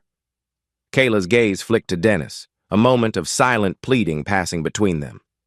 By the situation. Jacob insisted on expansions that Maxwell agreed to under mental duress. I had no choice. The tension in the room spiked. The judge leaned forward, clearly skeptical. Mrs. Carter, are you stating that Maxwell was incompetent, yet you still engaged in forging documents to push your own narrative? Kayla's cheeks flushed. She began stammering. It was all for the best. We needed to safeguard the future from Jacob's reckless, oh, come on. Can't you see the big picture? Sensing Kayla's meltdown wasn't helping, Radcliffe hastily called Dennis to the stand. The tall man approached with a practiced air of confidence, though a glimmer of worry flickered in his eyes. Mr. Romero, Radcliffe said, please explain your role in these matters. Dennis clasped his hands. I'm an investor and consultant. Kayla asked for my assistance. She told me Maxwell was losing grip, that Jacob was strong-arming him. I tried to help restructure the business for everyone's benefit. Faith's cross-examination hammered at him. So, your numerous private dinners with Kayla, the hush-hush law firm visits, were those all philanthropic gestures? Dennis tried to keep his composure, but the photographic evidence pinned him down. Okay. Maybe we planned a future stake in the restaurants. But Kayla said Maxwell was on board until Jacob swooped in and manipulated him to change the will. We felt we had to protect Kayla's rightful share. Faith confronted him with the bank statements showing large sums transferred to his shell company. This looks more like an attempted buyout or personal profiteering. Dennis's face tightened. No comment. The judge's eyes grew stern. Mr. Romero, you realize you're under oath. A lack of transparency here does not bode well. Dennis mumbled something about bad optics, but it was clear the mountain of evidence was overwhelming. Kayla looked ready to explode in frustration, shooting daggers at him for not concocting a better defense. Following the testimonies, the judge addressed both parties. The court is leaning strongly toward upholding Maxwell Carter's will as valid. The no contest clause appears legally binding. However, before I rule, I'll allow each side to present final statements. He glanced severely at Kayla. But let me be clear, the evidence suggests you've engaged in unethical, potentially criminal conduct regarding the Carter finances. That is a separate matter which may warrant an investigation. Kayla tried to speak, but her attorney restrained her. The judge then signaled a short recess to review the final exhibits. The air in the courtroom buzzed with tension as everyone rose from their seats. Jacob turned to Faith, relief beginning to settle in his chest. He's basically telling Kayla she's screwed. Faith nodded with a soft, triumphant smile. We've got them cornered. They can't spin this in any credible way. During the recess, Melissa approached Jacob in the courthouse hallway. "Hey, how are you holding up?" Jacob ran a hand through his hair. "Surprisingly okay. It's insane seeing Kayla try to wriggle out of her lies." Melissa gave him a sympathetic look. "She's lost any shred of decency she had left." Jacob exhaled. "Once this is over, I need to focus on the restaurants, on Dad's dream. No more letting personal drama overshadow everything." Melissa smiled kindly. "You'll do great. We all believe in you." Jacob nodded, touched by her loyalty. The weight of the entire empire felt a bit lighter with her encouragement. "Soon, Kayla and Dennis will have no hold over me or the business."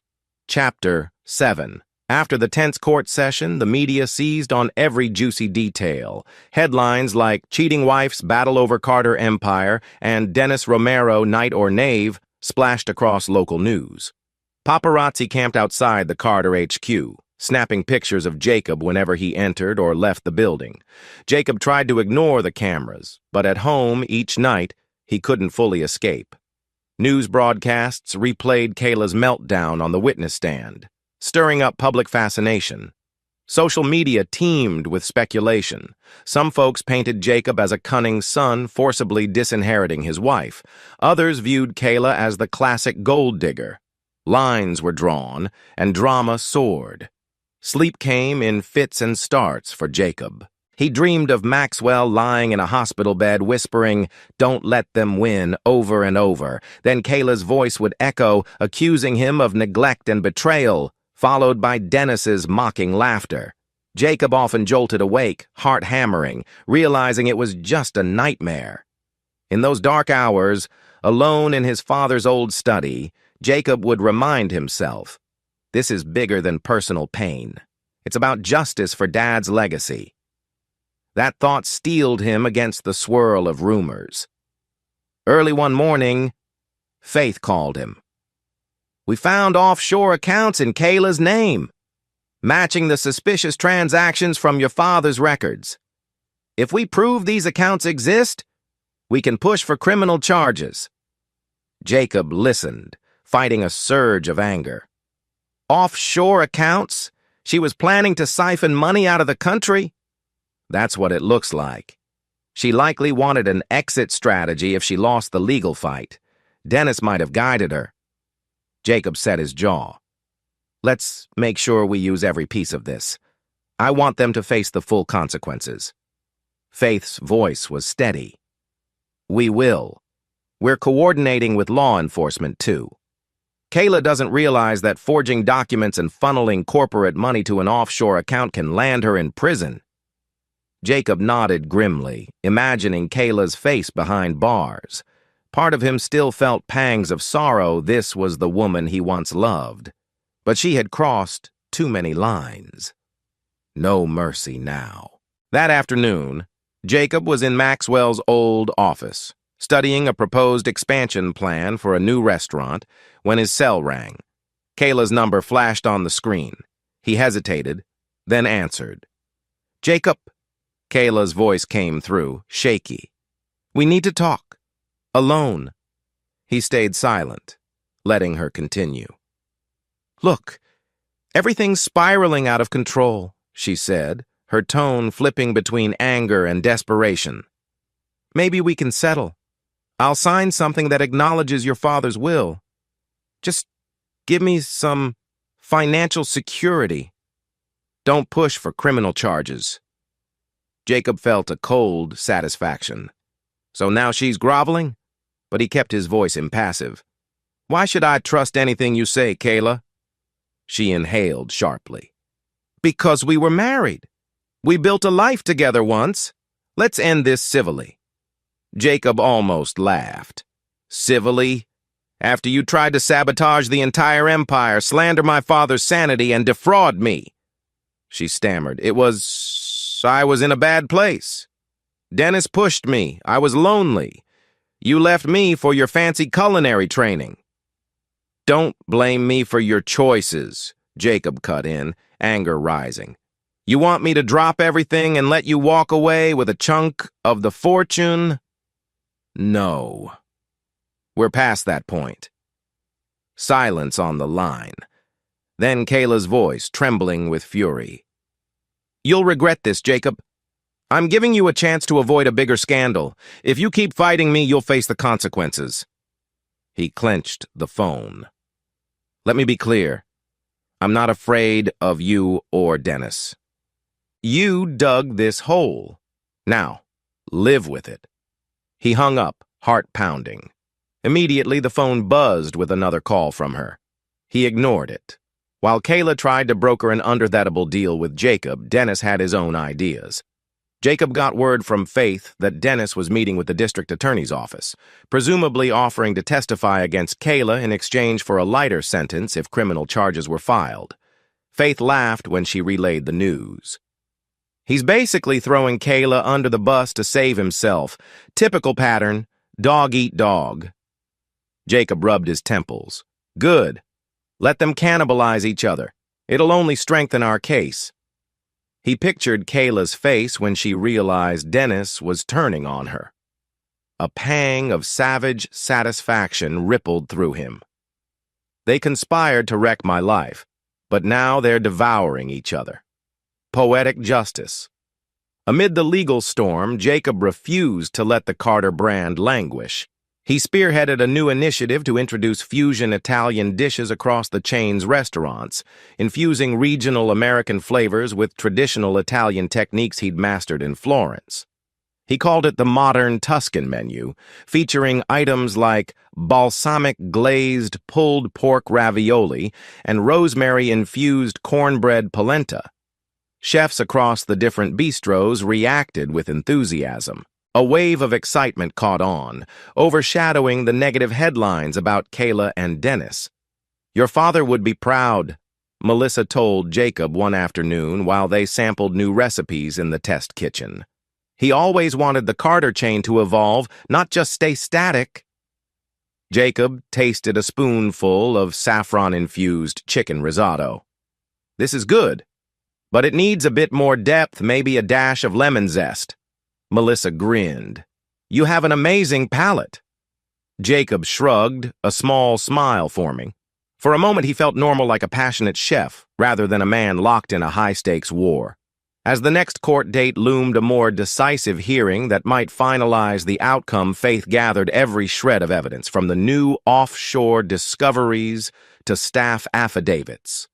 They prepared to argue that Kayla's attempt to challenge the will was made in bad faith, automatically revoking her inheritance.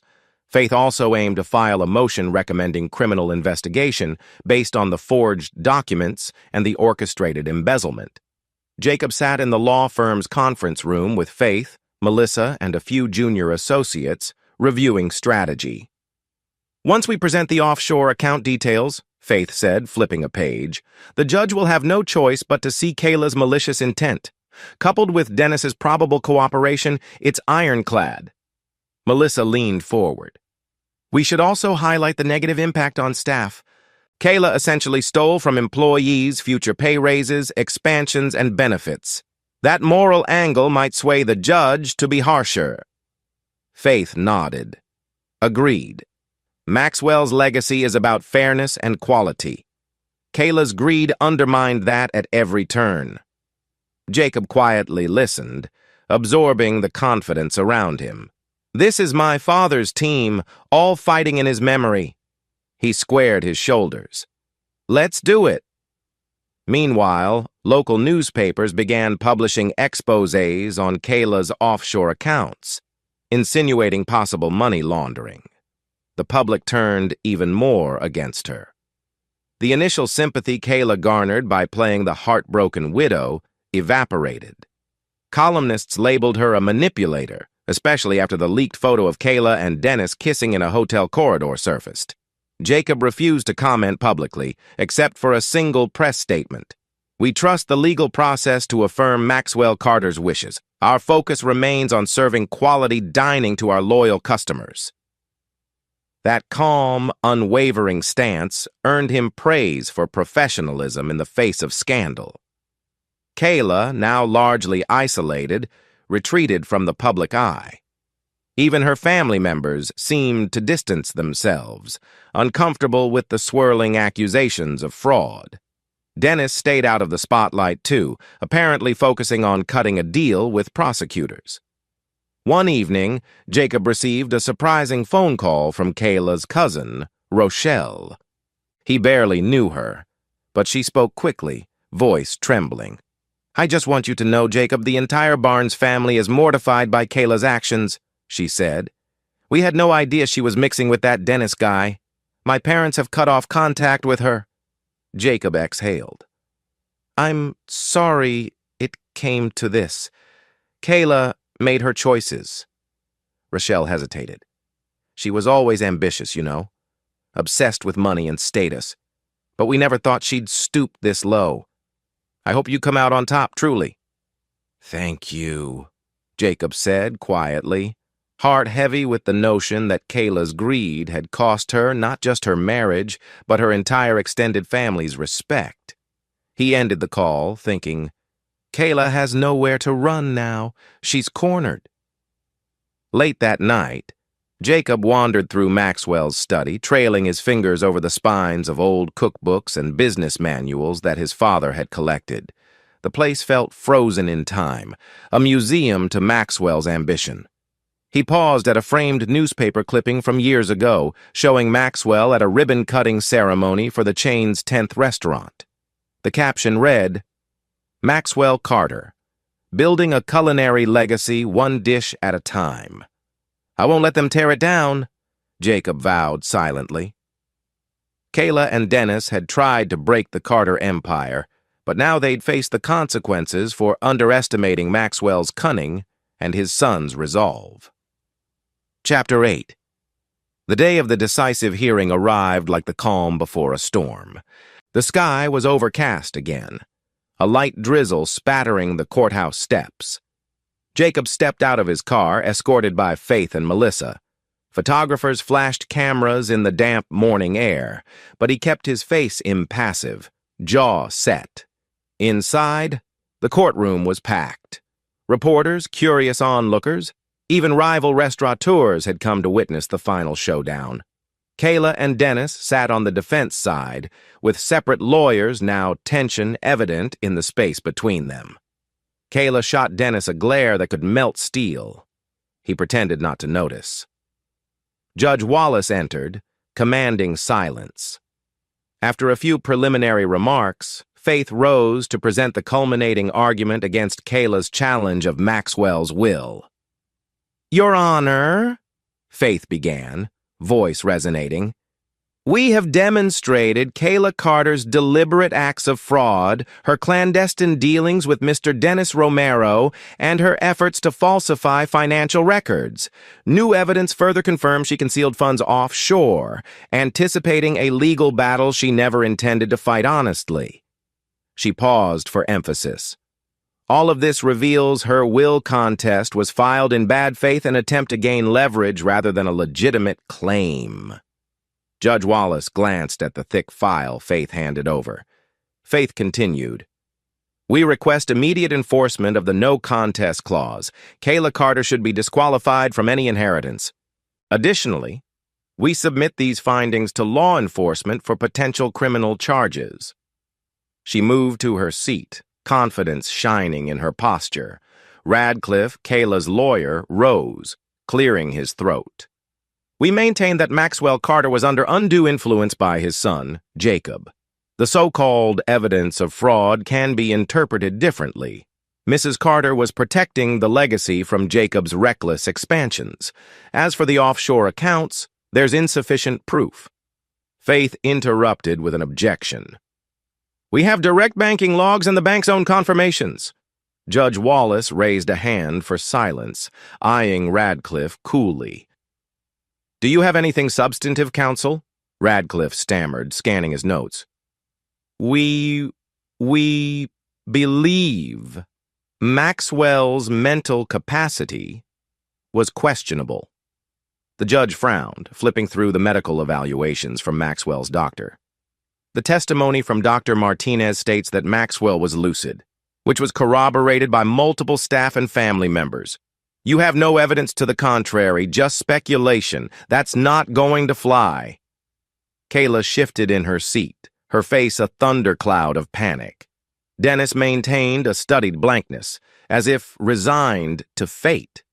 Jacob was called to the stand one last time. Faith asked him to reaffirm Maxwell's clarity.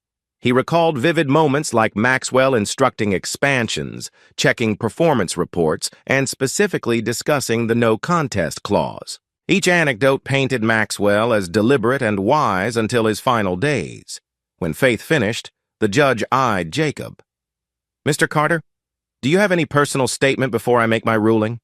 Jacob swallowed hard, glancing at Kayla, whose features had hardened into a mask of hostility. Then, he looked at the judge. "I loved my father. He founded these restaurants on honesty, on giving customers the best Italian dining experience possible. Kayla and Dennis tried to twist that legacy for their personal gain. That's why we're here." He paused, voice steady. Maxwell Carter's final wishes were clear. If anyone contested the will in bad faith, they forfeit their inheritance. Kayla's actions prove she never intended to uphold his legacy. She only cared about money and power. I'm asking the court to protect what my father built and ensure Kayla and Dennis cannot profit from their betrayal. The judge nodded solemnly. "Thank you, Mr. Carter." After a tense silence, Judge Wallace spoke. "I've reviewed all evidence. The allegations against Kayla Carter are supported by substantial documentation and testimony. It appears Maxwell Carter acted within his rights. Sound of mind, updating his will to protect his estate from exactly this sort of exploitation." He paused, letting the weight of his words settle. Kayla sat rigid, lips parted in disbelief. Dennis stared at the table, sweat beading on his forehead. "Therefore," the judge declared, "the no-contest clause is valid and enforceable. Mrs. Carter's challenge was indeed made in bad faith, supported by fraudulent conduct. As such, Kayla Carter is disqualified from receiving any portion of Maxwell Carter's estate or inheritance." A collective murmur spread through the room. Journalists scribbled furiously. Cameras clicked in rapid succession. Judge Wallace continued, "Furthermore, given the evidence of possible criminal activity, I'm recommending an immediate referral to the District Attorney's Office for investigation into Ms. Carter's and Mr. Romero's financial dealings." He banged his gavel. "This hearing is concluded." The gavel's echo was still resonating when Kayla let out a furious shriek. She lunged from her seat, pointing a trembling finger at Jacob. You manipulated everything. You were never there for me. I deserved better." Bailiffs rushed over, trying to calm her. Judge Wallace shot Kayla a sharp glare. "Mrs. Carter, that's enough. Unless you want contempt charges, you will compose yourself." Kayla's voice cracked with rage and desperation. "Jacob, you'll pay for this. We were married. I gave you everything." Jacob stood, shoulders squared, meeting her wild gaze with icy calm. "You took everything, Kayla, and you lost." Tears streaked her cheeks. She glanced wildly at Dennis, who refused to meet her eyes. She yanked her arm away from a bailiff and dashed toward the exit, the crowd parting in shock. Journalists swarmed, snapping pictures as she fled. Dennis tried to slink out quietly, but a policeman intercepted him. "Sir, we need a word with you." Dennis paled, realizing his immediate future likely involved handcuffs and interrogation. He gave Jacob a brief, hateful glare and mumbled under his breath, "This isn't over," before officers led him aside. As the dust settled, reporters clamored for quotes. Faith shielded Jacob from the barrage, skillfully guiding him out a side corridor. Melissa joined them, face alight with relief. "That was intense," Melissa breathed. Jacob exhaled slowly, heart pounding with a mix of triumph and sorrow. I never wanted it to end like this, but it was inevitable. At least it's done. Kayla's out of the picture. Legally, financially. Faith put a hand on his shoulder. There may still be a criminal trial, but you've won the inheritance battle, and the brand is safe. Maxwell's will stands. Jacob nodded. Thank you for everything, Faith. I couldn't have done it without your expertise. She gave a small smile. Your father did most of the groundwork anticipating this scenario. He was quite the strategist. Jacob swallowed. He was. And now, I can finally focus on honoring his vision, not fighting conspirators. Outside, a swarm of reporters hammered Jacob with questions. He stepped to a podium that had been set up near the courthouse steps. Cameras clicked incessantly.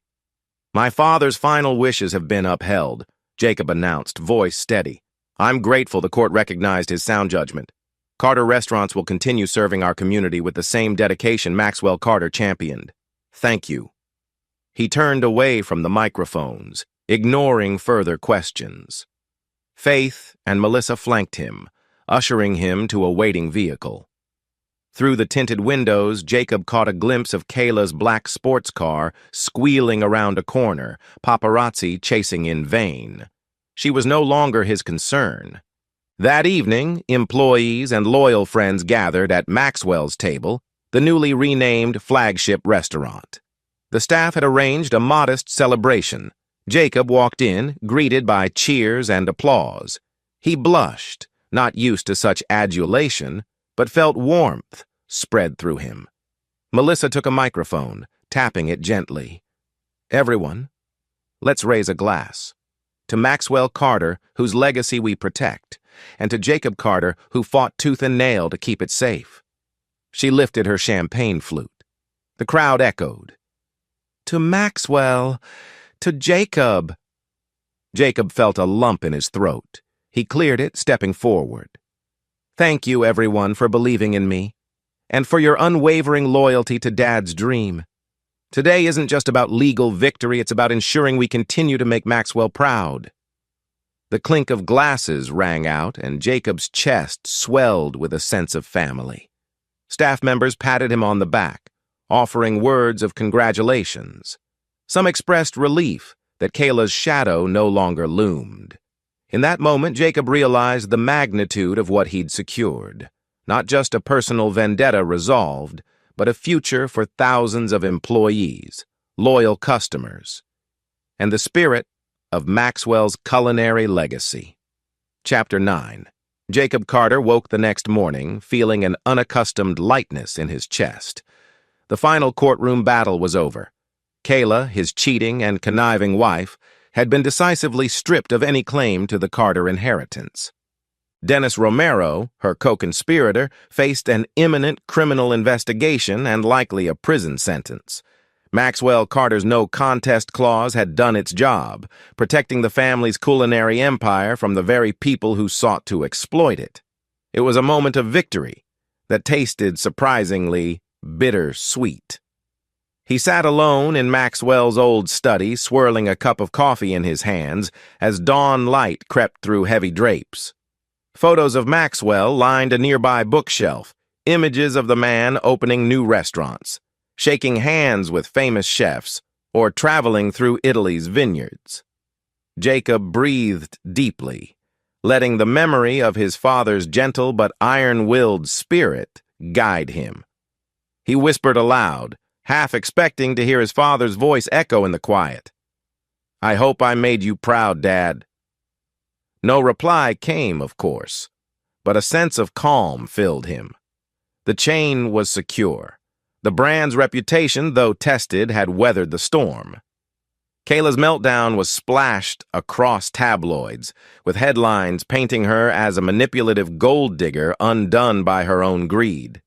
Dennis Romero was similarly tarred, a con man who had finally overreached. Yet for Jacob, it wasn't over. A swirl of complicated emotions remained. She had once been the woman he loved, Now she was the villain of his story, left with nothing but scandal and potential jail time. Part of him still wrestled with sorrow for what they'd once shared. Another part felt triumphant justice had prevailed. He drained his coffee, stood, and decided that clinging to regret would not serve him. There was too much to do. He had an empire to run and an ever-developing plan to honor his father's legacy more deeply. As Jacob drove to the Carter headquarters, local radio hosts dissected the drama. The scorned wife, Kayla Carter, has been disinherited after her conspiracy with Dennis Romero to challenge Maxwell Carter's final will. Hard to believe she could be so brazen, Dave. I know, right? Some folks say Jacob Carter is ruthless, but from what I've read, he only protected what his dad built. Well, if you ask me, she had it coming. That no-contest clause was bulletproof. Jacob flicked the radio off. He had no desire to marinate in the gossip. It was enough to know the truth. Upon arriving at HQ, he found reporters loitering outside, hoping for a comment. Security kept them at bay. He hurried inside, stepping into an elevator that whisked him up to the top floor. Melissa Hayes awaited him in the hallway, her expression one of concern and relief. "Jacob, they're still swarming us outside. You good?" He nodded. "Yeah, I'll handle them eventually. But let's keep a low profile until the legal dust fully settles. I want to talk about the next steps, the brand, the expansions. This is our moment to show the public that we're more than the scandal." A grin tugged at Melissa's lips. "I was hoping you'd say that. The staff is anxious to move forward to celebrate the new vision. But we also have some pressing matters accounting. The upcoming restaurant openings, plus the possibility of testifying in Kayla and Dennis's criminal cases." Jacob exhaled. "I'll do whatever it takes. Let's gather the senior team." In the largest boardroom, sunlight streamed through floor-to-ceiling windows that overlooked the city skyline. Around the sleek conference table sat key figures. Faith Sullivan, their unwavering attorney, Melissa Hayes, head manager and Jacob's close ally, several regional directors, and a few top chefs. Jacob stood at the head of the table, scanning the faces of people who'd shared his father's dream. Some had tears in their eyes, still reeling from Maxwell's passing. Others looked determined, galvanized by the victory over Kayla. "First," Jacob began, voice steady, "thank you for standing by me, Bias, during these difficult months. My father believed in each of you, and your loyalty has proven him right." A ripple of gentle applause. He continued. "We've cleared the biggest legal hurdle. Kayla and Dennis are out. The will stands. But the brand took a beating in the public sphere. We need to restore confidence in Carter restaurants.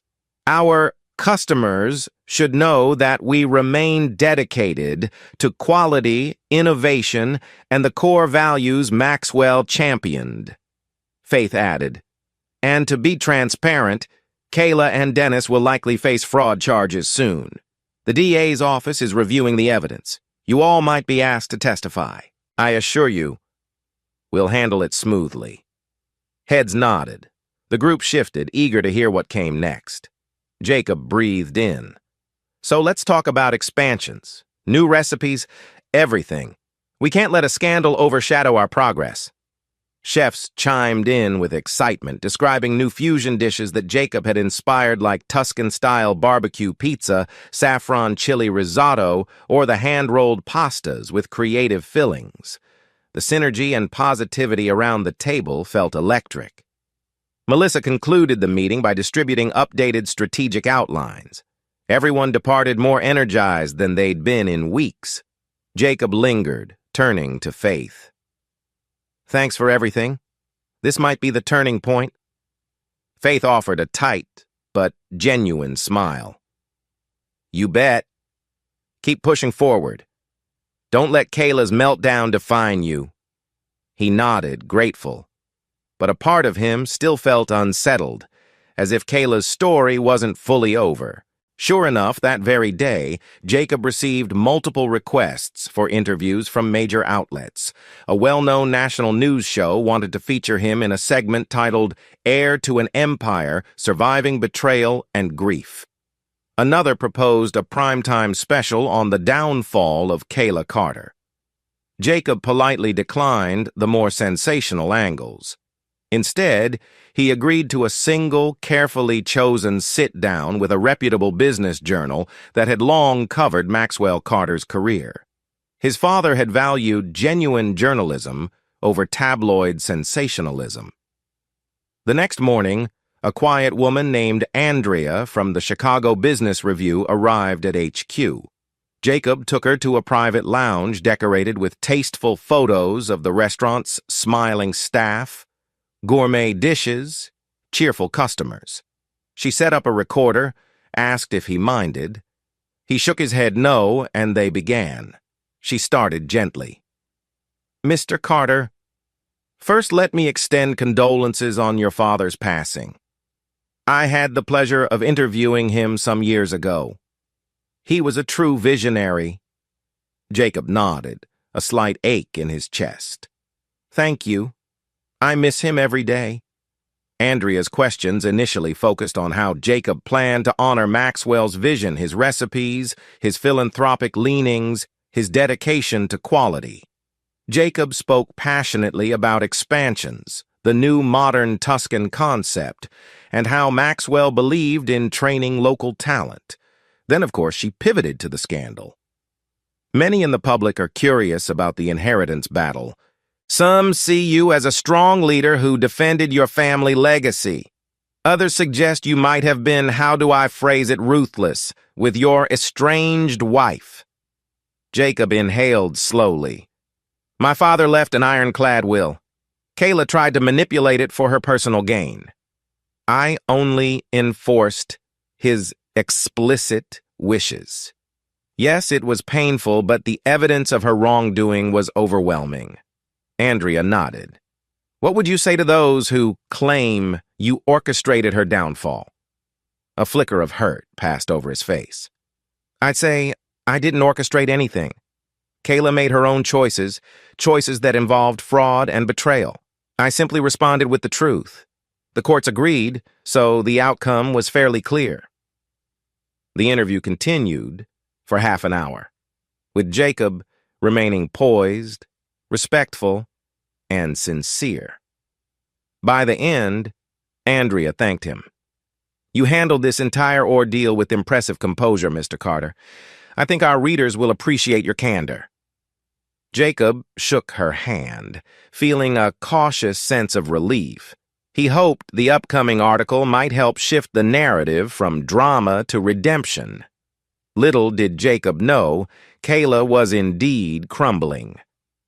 After the meltdown in court, she disappeared from the public eye, hounded by reporters. She holed up in a small rented condo on the outskirts of the city, far from the upscale lifestyle she once flaunted. She had no consistent source of income. Her assets, including any joint accounts with Jacob, were frozen by the court's pending investigations. Late one night, Kayla sat amid half-packed boxes, the condo messy with clothes strewn about. A single lamp illuminated her tear-stained face. She flipped through her phone's contacts. Half of them had stopped taking her calls. Even the lawyers she'd tried to hire demanded steep retainers she couldn't pay. She scrolled social media to see her name trending for all the wrong reasons. Tabloids posted headlines like "Karma Hits, Cheating Wife Hard." Comment sections were vicious, calling her a gold digger, a manipulator, praising Jacob for kicking her to the curb. She felt a wave of bitterness, mixed with regret, swirl in her gut. A ding signaled a text from Dennis. She opened it, half hoping it contained some promise of rescue. Instead, it read, "I'm not going down alone. Tell your lawyers they better deal or else." Her lip curled. She typed back furiously, "I have nothing left to offer. Rot in hell." Then she threw the phone across the room. This can't be happening, she thought. I was supposed to have it all. Dennis Romero, for his part, sat in a lawyer's office downtown, flanked by two serious-faced prosecutors. His own attorney, a tired-looking man with thinning hair, rubbed his temples as Dennis tried to spin the story. "Look," Dennis said, voice edgy. "Kayla told me Maxwell was senile. She made me believe we were saving the business from Jacob's incompetence. I only invested money into the restaurants under her guidance." One of the prosecutors, a stern woman with wire-rimmed glasses, tapped a folder. "Mr. Romero, your bank records show large sums flowing from Carter accounts into your shell companies, then funneled offshore." Dennis forced a grin. "That was Kayla's idea.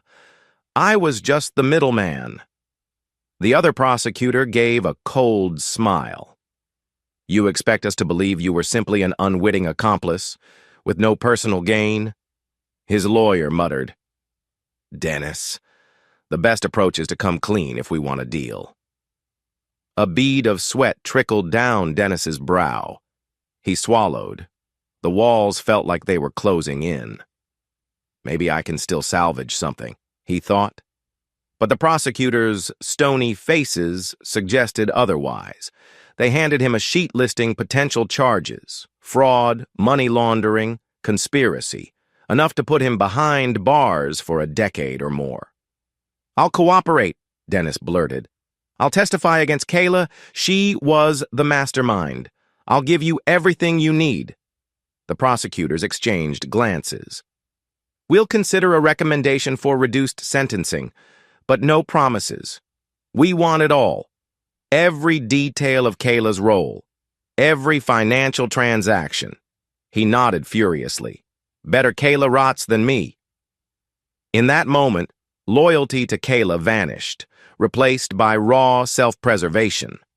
While Kayla and Dennis flailed in the wreckage of their schemes, Jacob pressed forward with new expansions. He planned to open 3 additional restaurants in neighboring states within the year, each featuring the modern Tuscan menu. The Carter brand had rebounded significantly. Customers appreciated the authenticity and innovation, and staff morale was high, knowing the chain was safe from sabotage. One evening, Jacob stayed late at the test kitchen, poring over new recipe ideas with Melissa and a few dedicated chefs. They laughed and experimented: a spicy arrabbiata sauce with a hint of smoked paprika, a fresh tomato-basil gnocchi paired with roasted eggplant. The synergy was exhilarating, just the kind of environment Maxwell would have loved. When they finally wrapped up, Melissa turned to him, flour smudged on her cheek. "You look happy, Jacob. Like, truly happy for the first time in a while." He paused, realizing she was right. "Yeah, I guess I am. Feels good to focus on creation rather than defense." She cleaned her hands on a towel. "Don't forget to get some rest. You've been running yourself ragged." He smiled sheepishly. "I will. Thanks." They locked up, walked out together under the stars. For a moment, as they chatted about the next day's tasks, Jacob caught himself admiring how dedicated Melissa was. She'd been his loyal friend through all the turmoil. A quiet warmth blossomed in his chest. "I'm not alone in this," he reminded himself. Sure enough, 2 weeks later, official word came that Kayla and Dennis were to be indicted on multiple counts of fraud, conspiracy, and attempted embezzlement. The district attorney's office reached out to Jacob, Melissa, Faith, and a handful of Carter employees for depositions. The once purely civil matter had transformed into a criminal case. Faith explained it in Jacob's office, placing a thick binder on his desk. "Here's everything they might ask you. They'll want you to describe how you discovered Kayla's misconduct, how Maxwell responded, and your experience confronting them. Dennis is apparently cooperating, so his testimony might accelerate her conviction." Jacob inhaled, reading the official summons. "I'll do whatever's necessary. Kayla was brazen. She left a trail of evidence behind. I'm not surprised the DA sees this as a slam dunk. Faith nodded. Agreed. But be aware Kayla might try a last-ditch attempt to smear you again, claiming entrapment or something ridiculous. Jacob let out a dry laugh. After everything that's come out, does she really think anyone will believe her? Faith shrugged. Desperation makes people do strange things. Jacob stared at Maxwell's portrait on the wall, recalling his father's final words. Don't let them win. He whispered under his breath, They won't. Chapter 10. Within days, news broke of Kayla and Dennis's indictments. Headlines roared, Ex-wife of culinary magnate faces fraud charges, and Dennis Romero flips, testifies against former lover. Even national outlets picked up the sensational story, complete with the narrative of a cheating wife, a cunning opportunist, and a resilient heir avenging his father's name. Jacob found himself fielding calls from business partners and distant relatives, all congratulating him on finishing the job. While the support was comforting, part of him felt weighed down by the knowledge that Kayla was truly heading to potential ruin. She'd be tried, possibly convicted. Did he hate her enough to revel in that? Or did he pity her fall from grace? Nevertheless, a sense of finality approached. Once the criminal trial concluded, Kayla's role in his life would be sealed as a cautionary tale, a lost chapter. Simultaneously, Jacob devoted himself to rebranding efforts that Maxwell had once mentioned in passing.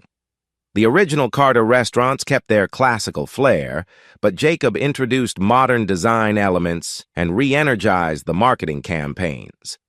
Billboards appeared across the city proclaiming, Carter's, where tradition meets tomorrow. Patrons flocked. Sales soared. Critics lauded Jacob's leadership as a masterclass in crisis management, praising how he'd taken adversity, his father's death, a scandalous inheritance battle, and turned it into an opportunity for renewal.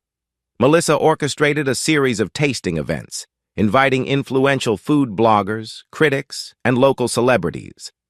The synergy of fresh pasta, robust wines, and refined plating impressed even the toughest gastronomes. The Carter brand surged ahead, overshadowing any negative press about Kayla's legal woes.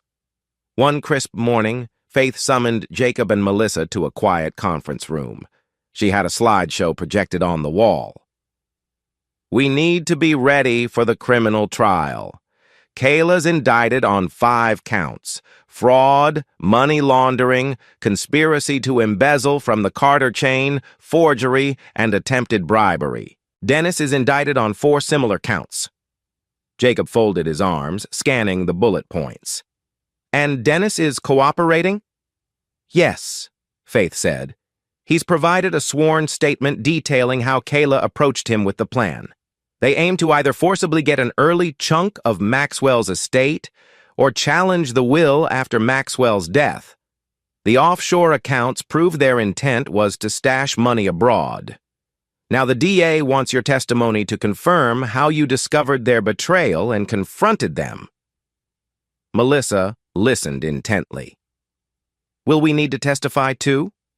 Faith nodded. Yes. You and a few other managers who witnessed Kayla's suspicious behavior. Also the accountant, Hugh Webster, who Kayla tried to bribe into falsifying documents. The DA will paint a picture of Kayla as the ringleader, with Dennis as her accomplice. Jacob exhaled. It's the truth. Let's ensure we're thorough. I don't want any chance of them wriggling free. Faith closed her laptop. I doubt they can, but let's remain vigilant. The trial date is set for next month. That evening, after the meeting, Jacob paced in the test kitchen alone, gazing at the spotless stainless steel counters. The hum of refrigeration units provided a soft backdrop. She's really going to court as a criminal defendant, he thought. The woman who once wore his wedding ring now faced possible imprisonment. He remembered the early days with Kayla's sweet laughter, shared dreams. Had it all been a lie? Or had money and greed slowly eroded her love? He would never know for sure. He only knew the Kayla who spat venom in the courtroom, who demanded half of everything, who threatened him.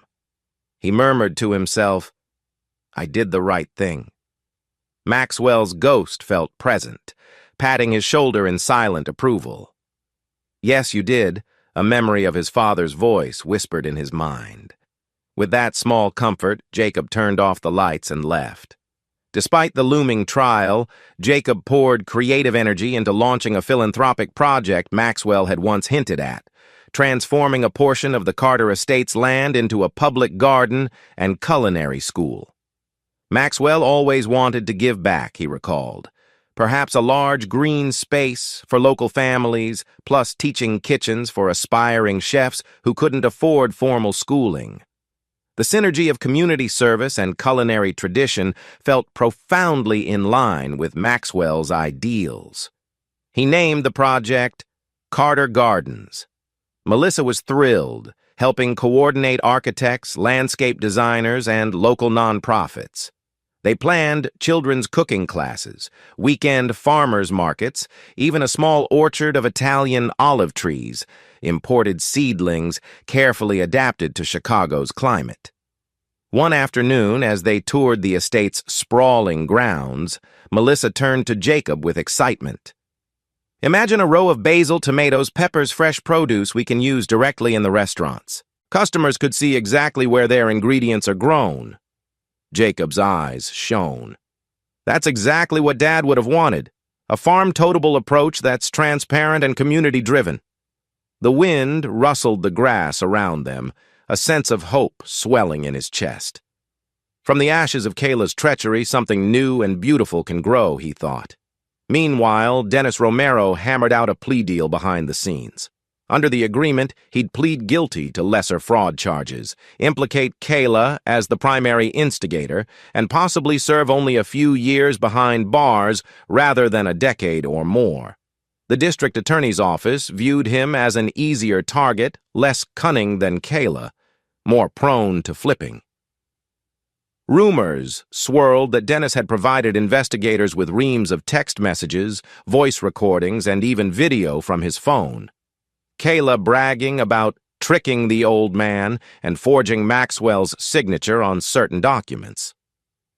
When word of Dennis's betrayal reached Kayla through her beleaguered public defender, since she couldn't afford high-priced counsel anymore, she flew into a fury. She fired off a rant on social media. "Dennis is a liar! He's the real thief!" But public sympathy was non-existent. People saw it as two scorpions stinging each other.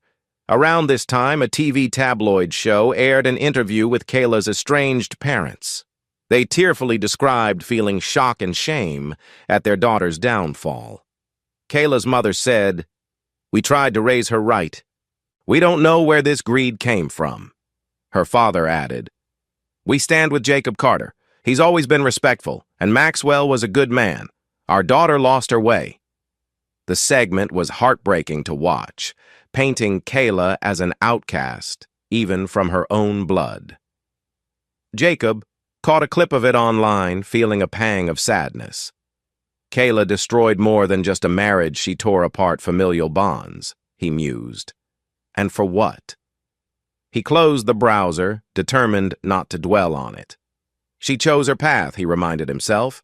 With the Carter brand stable again and expansions underway, the original flagship restaurant, now called Maxwell's Table, thrived like never before. Jacob frequently dropped by greeting diners, sampling the day's specials, chatting with staff. He wanted to ensure an environment that echoed Maxwell's warmth, where servers felt valued, chefs felt free to innovate, and customers felt part of the family. One weekend, the staff hosted a legacy night, featuring Maxwell's most iconic dishes, a rustic cacio e pepe, simple yet divine, a classic margarita pizza with fresh mozzarella, and a slow-braised osso buco. Diners loved the nostalgia, some even tearing up at the tribute to the late founder. Jacob delivered a brief speech, voice brimming with gratitude.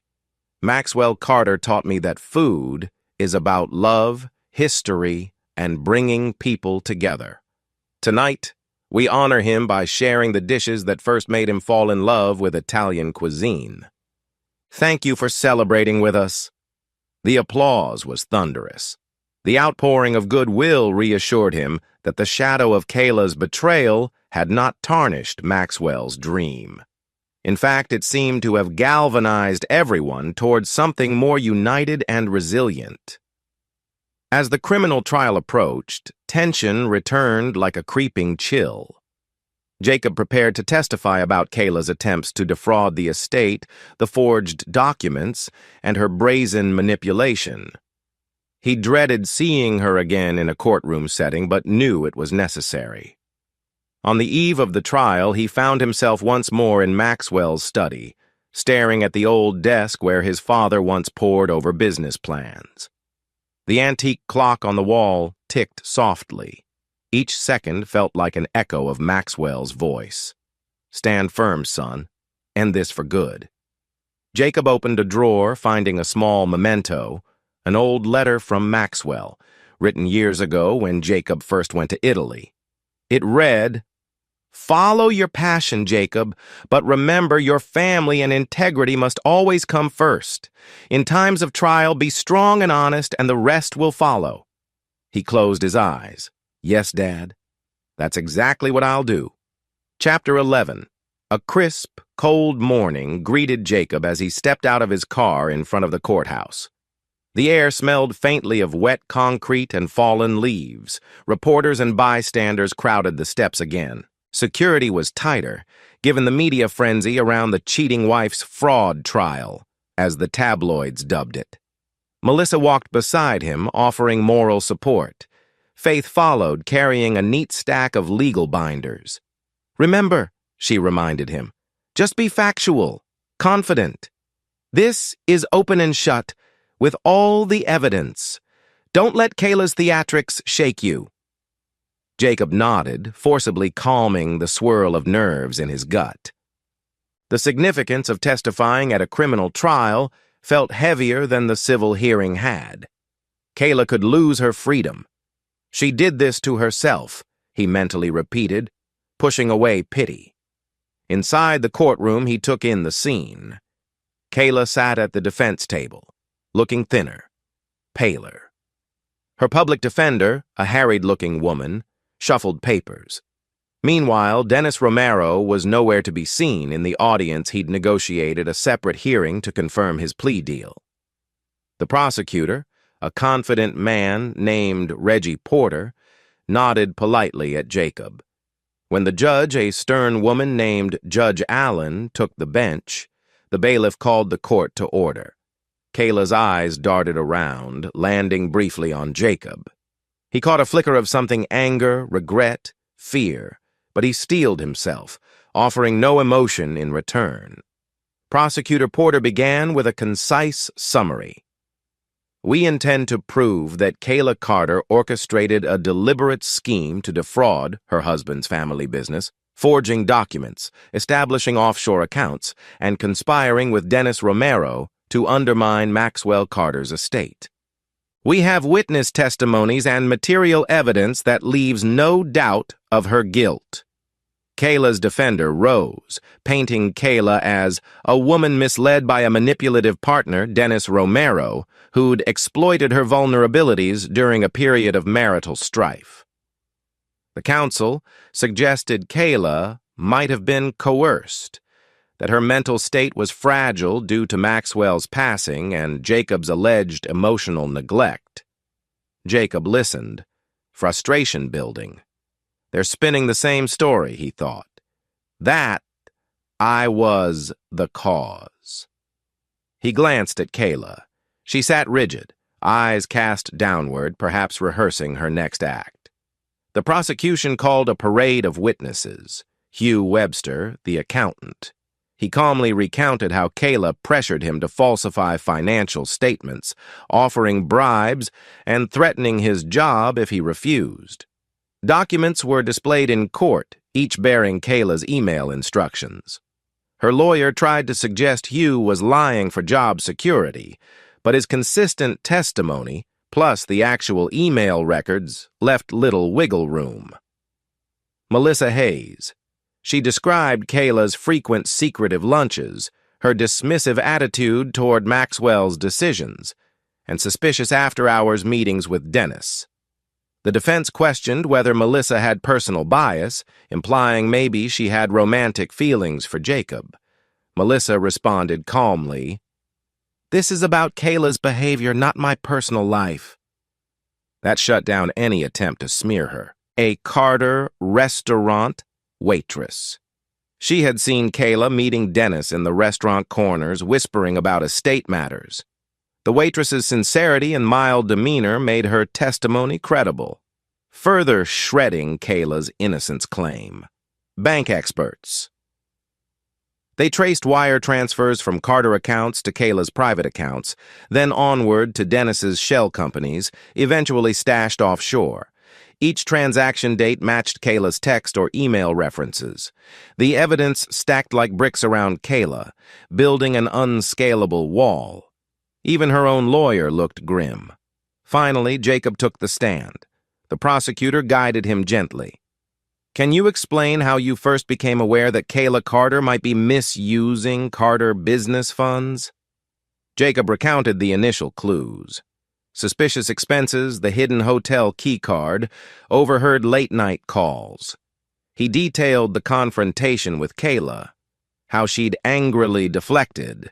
Then he spoke of Maxwell's involvement, their private investigators' findings, culminating in the will-reading fiasco. Prosecutor Porter asked, "How did Kayla react when confronted with evidence of her involvement with Dennis Romero?" Jacob's gaze swept the courtroom. "She became defensive, accusing me of paranoia. Later she escalated, demanding half the estate, threatening legal action unless I gave in." Porter nodded. "In your view, was she coerced by Dennis, or was she an active participant?" Jacob didn't hesitate. "Active. She was the one forging documents, discussing overseas accounts, pressuring staff to keep quiet. I believe Dennis was her partner, not her controller." The defense attorney tried to rattle him. "Mr. Carter, you left your wife alone for 2 years while you lived abroad, correct? Could that have contributed to her stress and confusion?" Jacob's jaw tightened. "I was enhancing my culinary skills, which Kayla initially supported. That doesn't justify fraud or conspiracy. Plenty of couples maintain relationships across distances without resorting to crime." The defense attempted a few more jabs, implying Jacob manipulated Maxwell into the no contest clause. He refuted them with calm, factual statements about Maxwell's clarity and intention. By the time he stepped down, it was clear the jury saw him as honest, composed, and genuinely wronged. As the trial progressed, the defense's strategy unraveled. Their claim that Kayla was a victim of Dennis's control didn't hold up against the flood of documentation showing her independently forging financial records. Email after email bore Kayla's name, instructing hush payments or false ledger entries. She'd lied under oath in the civil trial, further undermining her credibility. The final blow arrived when the prosecution played an audio snippet extracted from Dennis's phone. Kayla's voice, unmistakable, saying, "Once the old man kicks it, we challenge the will. If Jacob fights us, we claim Maxwell was incompetent. The chain's worth millions. We'll have it by the time he realizes what hit him." A gasp rippled through the courtroom. Kayla's face turned ashen. The defense stuttered, trying to label the audio out of context. But the damage was done. The jury wore identical expressions of disgust. Then came the ultimate betrayal for Kayla. Dennis took the stand as part of his plea bargain. He admitted to helping funnel money, confirming Kayla's eager leadership in the scheme. He portrayed himself as a fool in love, lured by Kayla's promise of wealth. She'd told him Maxwell was barely coherent, that Jacob was a clueless chef, easy to outmaneuver. Dennis's testimony was peppered with self-serving disclaimers, but it hammered the final nails in Kayla's coffin. She glared at him with raw hatred, her posture radiating the sting of betrayal. The jury didn't seem to pity either of them, just viewed them both as crooks. But Kayla was the one on trial now. When Dennis finished, the prosecution let the damning evidence linger. Everyone in the courtroom sensed Kayla's fate had been sealed. In closing arguments, Prosecutor Porter succinctly stated that Kayla had orchestrated a multi-layered fraud, exploited her marital status to infiltrate Carter business finances, and conspired with Dennis to cheat Maxwell's rightful heir. The defense had no credible counter besides painting her as desperate and emotionally fragile, an excuse that paled before the mountain of hard evidence. After a day and a half of jury deliberation, the verdict came swift and decisive. Guilty on all counts: fraud, money laundering, conspiracy, forgery, attempted embezzlement. Kayla let out a choked gasp, her face crumpling in shock and despair. She tried to lash out verbally, but bailiffs stood ready. Judge Allen set a sentencing date a few weeks away, ordering Kayla held in custody. The defense's request for bail was denied, given her history of financial deception and flight risk. She was handcuffed right there. Jacob watched in silence as his once-wife was led away, tears streaming down her cheeks. She shot him a last venomous glare, snarling, "This is your fault! I hope you rot!" He stood, spine rigid, responding only in his mind, "You did this to yourself." Then he turned to leave, feeling the heaviness of finality. The next day, newspapers blasted headlines. Kayla Carter convicted, cheating wife faces prison, Carter empire vindicated, and Jacob Carter emerges triumphant. Online discussions roared with commentary. Some found schadenfreude in Kayla's downfall, others pitied her misguided greed. Jacob tried to avoid the coverage, focusing instead on the business and philanthropic projects. The scandal overshadowed all other news for a while, but ironically, it brought a weird boost of publicity to the Carter name. A few cynics claimed the entire fiasco was marketing by negative exposure, but most recognized Jacob as a moral victor who'd protected his father's legacy. Melissa congratulated him with a relieved hug. "It's over. She's done." He nodded, hollow. "Yeah, it's finally over." A swirl of relief, sorrow, and an odd emptiness ran through him. He dreamt of Kayla receiving her comeuppance now that it happened. It felt surprisingly heavy. Capitor. Kekutu. Weeks later, Kayla stood before the bench in her prison jumpsuit, hair limp, eyes haunted, as Judge Allen pronounced her sentence. 18 years in a state penitentiary with the possibility of parole after 12. Harsh, but not unexpected, given the scale of her fraud. Dennis, having cooperated, received 5 years, possibly less with good behavior. Jacob did not attend the sentencing in person. He couldn't bring himself to watch Kayla's final humiliation. Instead, he read about it in the press release from Faith. When he saw the number 18 years, he closed his eyes, exhaling shakily. She was once the woman I loved. But he also felt justice demanded accountability. She nearly destroyed everything Dad built. The public largely cheered the outcome, citing it as a cautionary tale. Greed, deception, and betrayal lead to a hard fall. Carter restaurants soared forward, unburdened by Kayla's sabotage.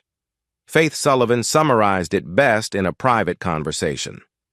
The stories ended how it was always going to end, once she chose that path. "You can move on now." Jacob resolved to do exactly that. On a balmy spring morning, the official opening of Carter Gardens arrived.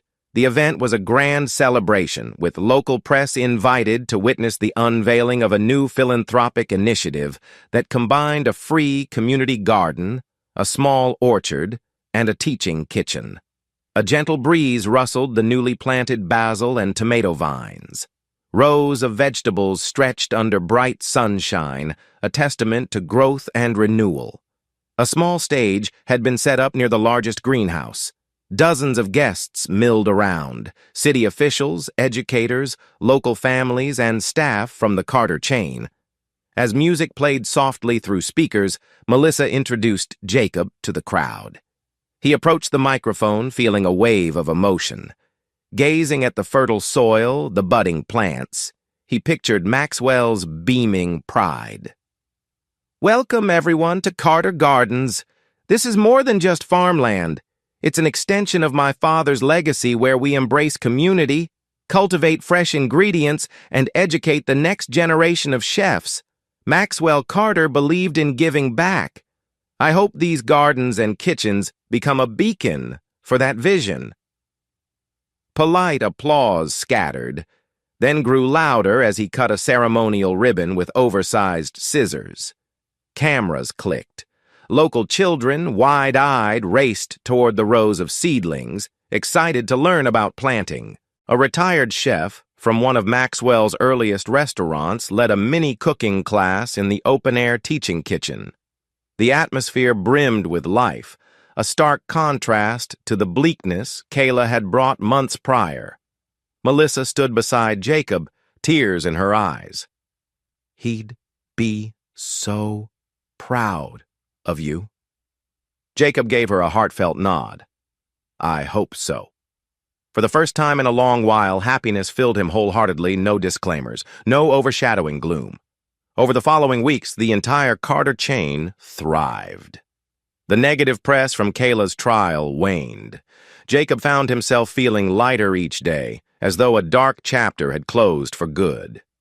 Staff referred to him as Mr. Carter, but with genuine affection rather than forced respect. They recognized him as the rightful leader, a man who'd defended them and preserved Maxwell's moral code. Whenever the weight of memory threatened to drag him down, Jacob refocused on the tasks at hand. New recipes, philanthropic expansions, mentoring budding chefs. Late at night, he sometimes paused in Maxwell's study, recalling the heartbreak, anger, and final triumph over Kayla. He allowed himself to mourn the marriage that could have been, but also celebrated the second chance life had given him. One dusk, he watched the sun set behind the orchard at Carter Gardens. A single line from his father's old letter ran through his mind. "People will betray you, but your craft will always be yours." He realized Maxwell was right. Even though Kayla betrayed him, his love for cooking and the legacy of Carter restaurants remained unbreakable anchors in his life. On the first anniversary of Maxwell's passing, Jacob organized a private memorial at Carter Gardens. Close friends and longtime staff gathered near a small commemorative plaque. The plaque read, "In loving memory of Maxwell Carter, where passion meets integrity." They placed fresh flowers, and Jacob gave a short speech, voice trembling slightly. "He taught us that even in adversity, beauty can grow just like these gardens. I think about him every day, and I hope we continue making him proud." Soft applause followed. People shared memories of Maxwell, his boisterous laugh, his uncompromising standards for quality, his secret delight in sneaking extra Parmesan into every dish. Laughter mingled with tears. Jacob felt at peace, certain that Maxwell's presence would forever guide him. Weeks later, unsolicited letters from Kayla arrived at Carter HQ. She wrote from prison, her tones swinging between apologetic, bitter, and panicked. Jacob never read them beyond scanning the opening lines. He directed his assistant to file them away, unopened. He had no desire to revisit Kayla's manipulations or pleas for sympathy. One day, Melissa caught him tossing another envelope into a locked drawer. "Don't want to see what she has to say?" she asked softly. He shook his head. "No. Nothing good can come from it. I won't let her sabotage my peace." Melissa nodded in understanding. "You deserve to move forward."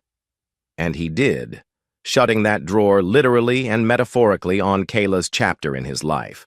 Exactly 1 year after the final court ruling, Jacob marked the milestone with a grand gala at Maxwell's table. The theme was Celebration of Resilience. Over 500 guests attended, from city officials to culinary luminaries, plus staff and charitable organizations who benefited from Carter's philanthropic expansions. All the signature dishes were served pasta carbonara, chicken marsala, eggplant parmesan, and new hits from the modern Tuscan line. An air of triumph suffused the room. They raised funds for local food banks and community cooking lessons, aligning with Maxwell's spirit of generosity. Jacob, wearing a tailored black suit, stepped on stage near midnight for a final toast. Thank you all for believing in the Carter name even during our darkest hours. Today, we stand stronger, united, carrying forward a tradition of excellence. To Maxwell Carter, may his vision live on in every dish we serve. The crowd responded with resounding cheers and clinking glasses. Jacob spotted tears in some staffers' eyes, tears of joy for how far they'd come. Later that night, after the gala ended, Jacob returned to Maxwell's study one last time. He rummaged through an old trunk that he'd never fully explored. Amid dusty documents, he found a sealed envelope labeled, "To my son, Jacob, open when the storm has passed." His heart pounded. The handwriting was unmistakably Maxwell's.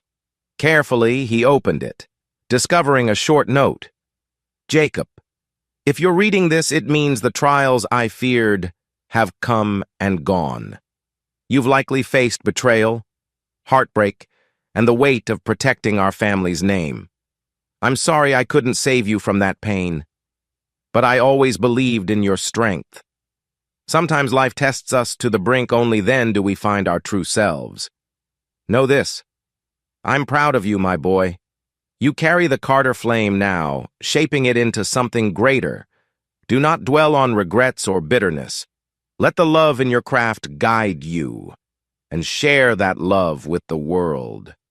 Forever with you, Dad." Tears slipped down Jacob's cheeks. It felt like Maxwell was in the room, offering a final embrace. He placed the letter gently in his breast pocket, vowing to frame it somewhere special.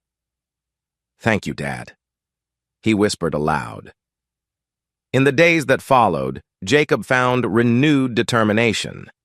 Kayla's downfall was behind him, sealed by the law. He had no illusions it had been easy. The betrayal still stung sometimes, but it no longer defined him. The empire was in good hands, his hands, and the Carter name thrived across multiple states, each restaurant a living tribute to Maxwell's vision. Carter Gardens blossomed. Families visited on weekends, picking fresh produce, learning to cook. The philanthropic arm of the chain expanded to include scholarships for disadvantaged youth who dreamed of culinary careers. Jacob personally mentored a few, showing them how to knead pasta dough or balance flavors in a sauce. Every time he saw their eyes light up with excitement, he sensed Maxwell smiling somewhere. A sense of closure wrapped around him like a warm blanket. He had survived the betrayal of a cheating wife, triumphed over elaborate fraud, and come out stronger, more compassionate toward those who deserved it, more ruthless toward those who tried to exploit the Carters. In the final analysis, Maxwell's words summed it up best. The truth always comes to light, and integrity outlives us all. Jacob had witnessed that truth firsthand. No matter how cunning the betrayal, how painful the heartbreak, honesty, hard work, and the bonds of genuine loyalty had prevailed. He looked out over the orchard at dusk one evening, fresh basil and lavender perfuming the air. A bright tomorrow stretched out before him, and in that quiet moment, he smiled, confident that his father's legacy was not only protected, but flourishing in ways Maxwell could only have dreamed.